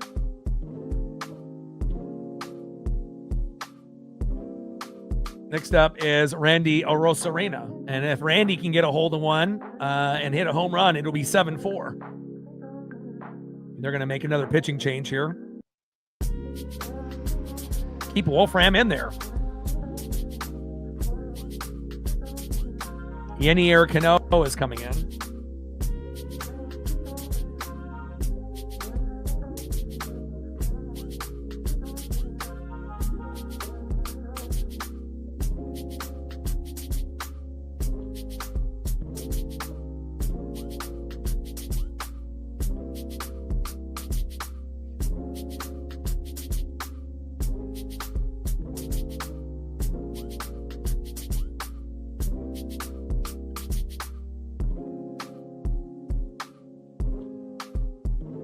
All right, Cano is coming in, replacing Grant Wolfram, where we got 2 runs on him. Really was hoping that ball that Naylor hit would have been a home run. And again, based on how he hit it and his reaction and the cameraman, I thought, oh, that's gone for sure. I mean, more times than not when you get a hold of one like that. But, obviously we know there's certain stadiums that got pretty high walls in left and right field, not just in Boston. And it is what it is. And speaking of Boston, we'll end up playing the Nationals after this. We got Woo on the mound tomorrow, and then Friday, Saturday, Sunday on the road against the Nationals. And then at home, we got the Orioles again, starting next week, Tuesday, Wednesday, Thursday, and then the Red Sox. So, first pitch from Cano to Arozarena is low and at the knees, 1-0 count. See if we can get to 4 runs before this game is over. Hell, we could get to 4 in this inning if Randy gets a home run. 1-0 pitch from Cano to Randy, and a hard hit ball towards first base and foul. 1 ball and 1 strike from Cano to Arozarena.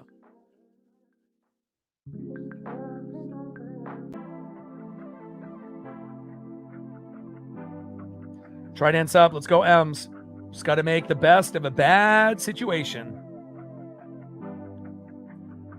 1-1 pitch to Arozarena. Check swing. Did he go? No, he did not. Naylor steals a bag and is safe. So we got Naylor at second with 2 outs. 7-2 Orioles. It was 7-0, so at least something to be positive about. And let's see if we can get another run or 2 before this game is over. 2-1 pitch from Cano. Big swing and a miss there by Randy, high and inside. Sinker at 94 miles an hour. 2 balls and 2 strikes with the runner at second, Josh Naylor, with 2 outs. 7-2 Orioles.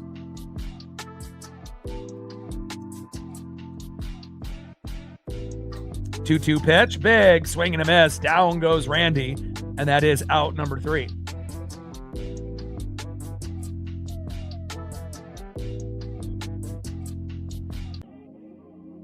Shout out to my boy Brooks Beats with the best beats on YouTube. All right, let's go to the bottom of the 8th inning and see who's up next here for the O's. Next up for the O's, 0 for 2 with a run, 2 base on balls, left fielder, the former Angel, Taylor Ward. Batting second, 1 for 3 with a base on ball and a K, shortstop Gunnar Henderson. And batting third, 2 for 4 with 2 runs, an RBI, and 2 Ks. One of the heroes for the Orioles today with a home run, Pete Alonso. Trident's up, let's go M's. And since we're down by this much, obviously 31 pitches there for Domingo Gonzalez. So I don't know if they're going to have him come back out again at 31. They probably don't want to use anybody else, but I assume they'll bring someone else in since the pitch count got up so high.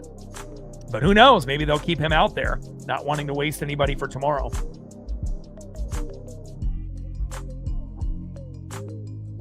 Trident's up. Let's go M's.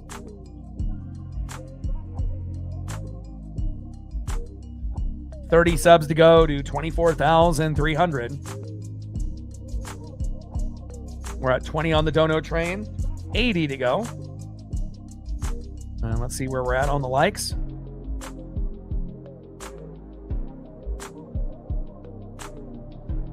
And we're at 160, 40 more to 200.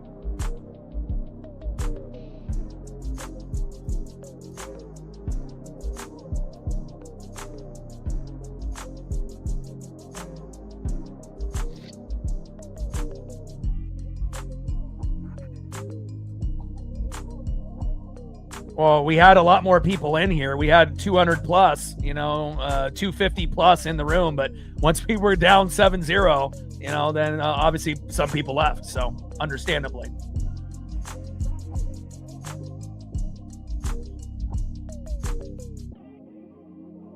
And they still got Gonzalez out there and gives up another hit there to Taylor Ward. So I don't know if they're going to go with Gonzalez the rest of the game and trying to go for a double and got him. There we go. Orioles getting a little greedy. Good throw there by Julio. And that is one away. Ward getting greedy, trying to turn a single into a double. And we may see Domingo Gonzalez the rest of this game. And if that happens, we might end up being down 15-2. But, I mean, not wanting to use anybody else, I understand. So,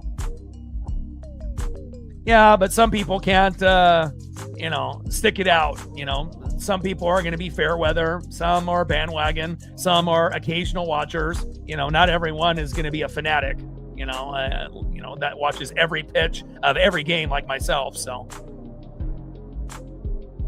the diehards will stick with me no matter what, through good, bad, and, and the ugly, but 1-0 pitch popped up. Wisdom is there, and that is 2 away. Down goes Gunnar Henderson. Next up is Pete Alonso.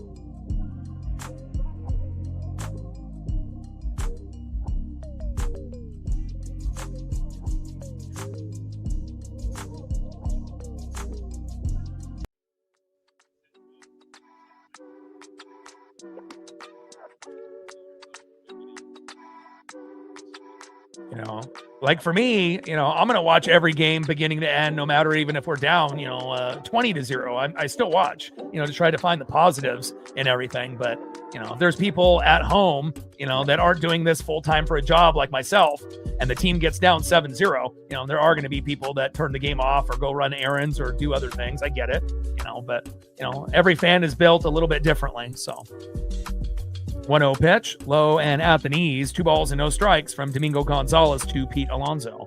2-0 pitch, low and at the knees again, 3 balls and no strikes from Gonzalez to Alonso.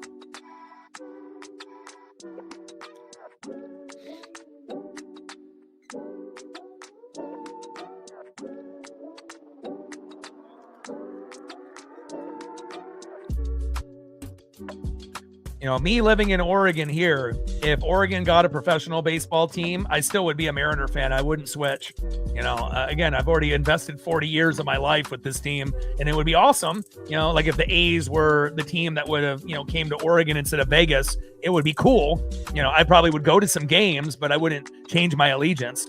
And a throw to first, and got him. And that is out number 3.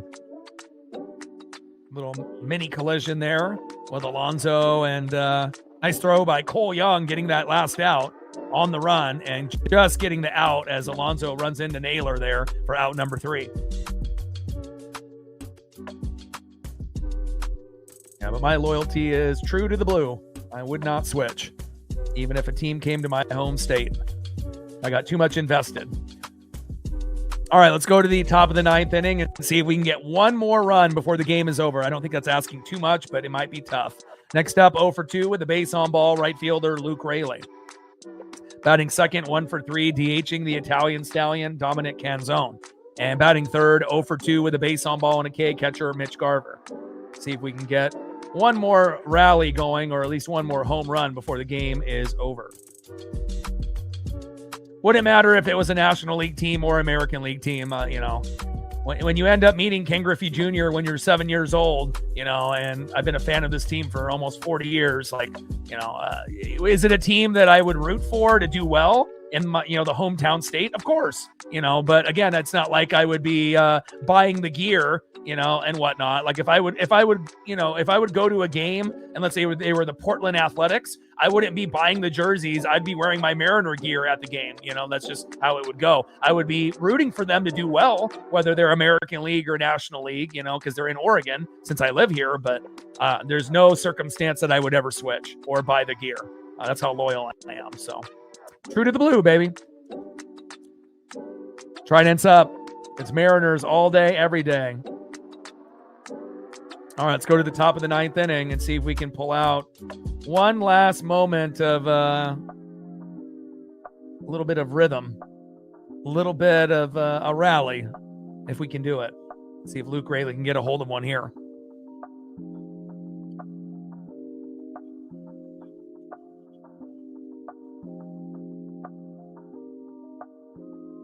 And they still got Cano out there. First pitch from Cano to Luke Raley is low and away, 1-0 count. Come on, Luke. We could really use a nuke from Luke.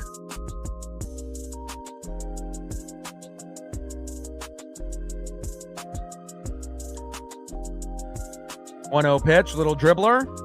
Throw to first. And just in time, and that is one away. Hilarious. StreamYard just sent me an email. I want to read it here in a moment, but asking how the support experience was. What do they expect me to say? After 4 days of blaming me and my internet connection, that was the problem, and still not even admitting that it was their fault, not mine. What do they expect me to say? Oh, it's great. It fucking took you guys 4 days to fix my problem when I do this full time for a job. And then you never once admitted blame to yourself. You blamed me and my internet connection, even though I've been using the service for 6-7 years every day. And then you do a system update and then act like that wasn't the problem. Give me a break. Next up is Dominic Canzone. First pitch is high and away. 0-1 count. 0-1 pitch, little dribbler up the middle, throw to first, and that is 2 up and 2 down. All right, we're down to our last batter, Mitch Garver, and hopefully the game will be much better with Brian Wu on the mound tomorrow. We'll be live at 4 o'clock Pacific with Brian Wu on the mound, and hopefully we get Colt Emerson back in the lineup, because I know if Colt's in the lineup and those back spasms are done, it'll give us a better chance to get the job done. So we did have a pitching duel. Kirby got his 10th K, but gave up 3 runs in the 6th. Then they brought in a AAA pitcher, Domingo Gonzalez, that just got called up today. He gave up a grand salami, and that's why we're down. We were down 7-0, but we ended up scoring 2. Obviously, they're in the 8th, but obviously that's not enough. But much better losing 7-2 than 7-0. First pitch into Mitch Garver is in there for a strike, 0-1 count. Sean in the building. What's good, brother? Shout out to my boy Brooks Beats with the best beats on YouTube. 0-1 pitch in there for another strike. No balls and 2 strikes from Cano to Garver. Right, we're down to our last strike here. But I feel confident that we can still win the series and win tomorrow with Wu if he pitches well. And obviously the bats need to come into come alive. We need to get to 5 runs, 7 to 10 hits. And we failed to do that today. 0-2 pitch, low and away. 1 ball and 2 strikes from Cano to Garver. And we had our strong, lineup in with Dominic Canzone and Luke Raley, but still it wasn't enough. 1-2 pitch. Big swing and a miss, and that is the ball game.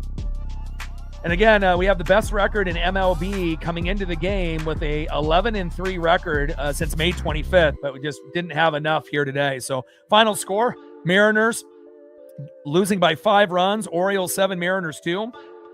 Let's go over the stat line here quickly. Obviously not a whole lot to talk about on the Mariners side, but we still do this every game. All right, Taylor Ward, 1 for 3 with a run. Gunnar Henderson, 1 for 4. Pete Alonso was one of the heroes, 2 for 5 with a home run and 2 runs and an RBI. Colton Cowser, 0 for 3 with a run. Leody Taveras, 2 for 3 and an RBI and 2 runs. Jackson Holiday, 1 for 4 with 4 RBIs and a grand salami. Tyler O'Neill, 2 for 4. Blaze Alexander 1 for 3 with an RBI, and Sam Huff 1 for 4. And then let's go to the Mariners here. Cole Young 1 for 4. Julio Rodriguez 0 for 4. 0 for 4 for Julio Rodriguez, but an RBI. Josh Naylor 1 for 4 with an RBI. Randy Arozarena 0 for 4, which is rare. Luke Raley 0 for 3. Dominic Canzone 1 for 4. Mitch Garver 0 for 3.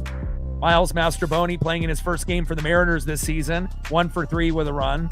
And Patrick Wisdom 0 for 2 with a run. So obviously it didn't go our way. And, Kirby got to 10 Ks, but unfortunately gave up 3 runs. But let's look at his final line.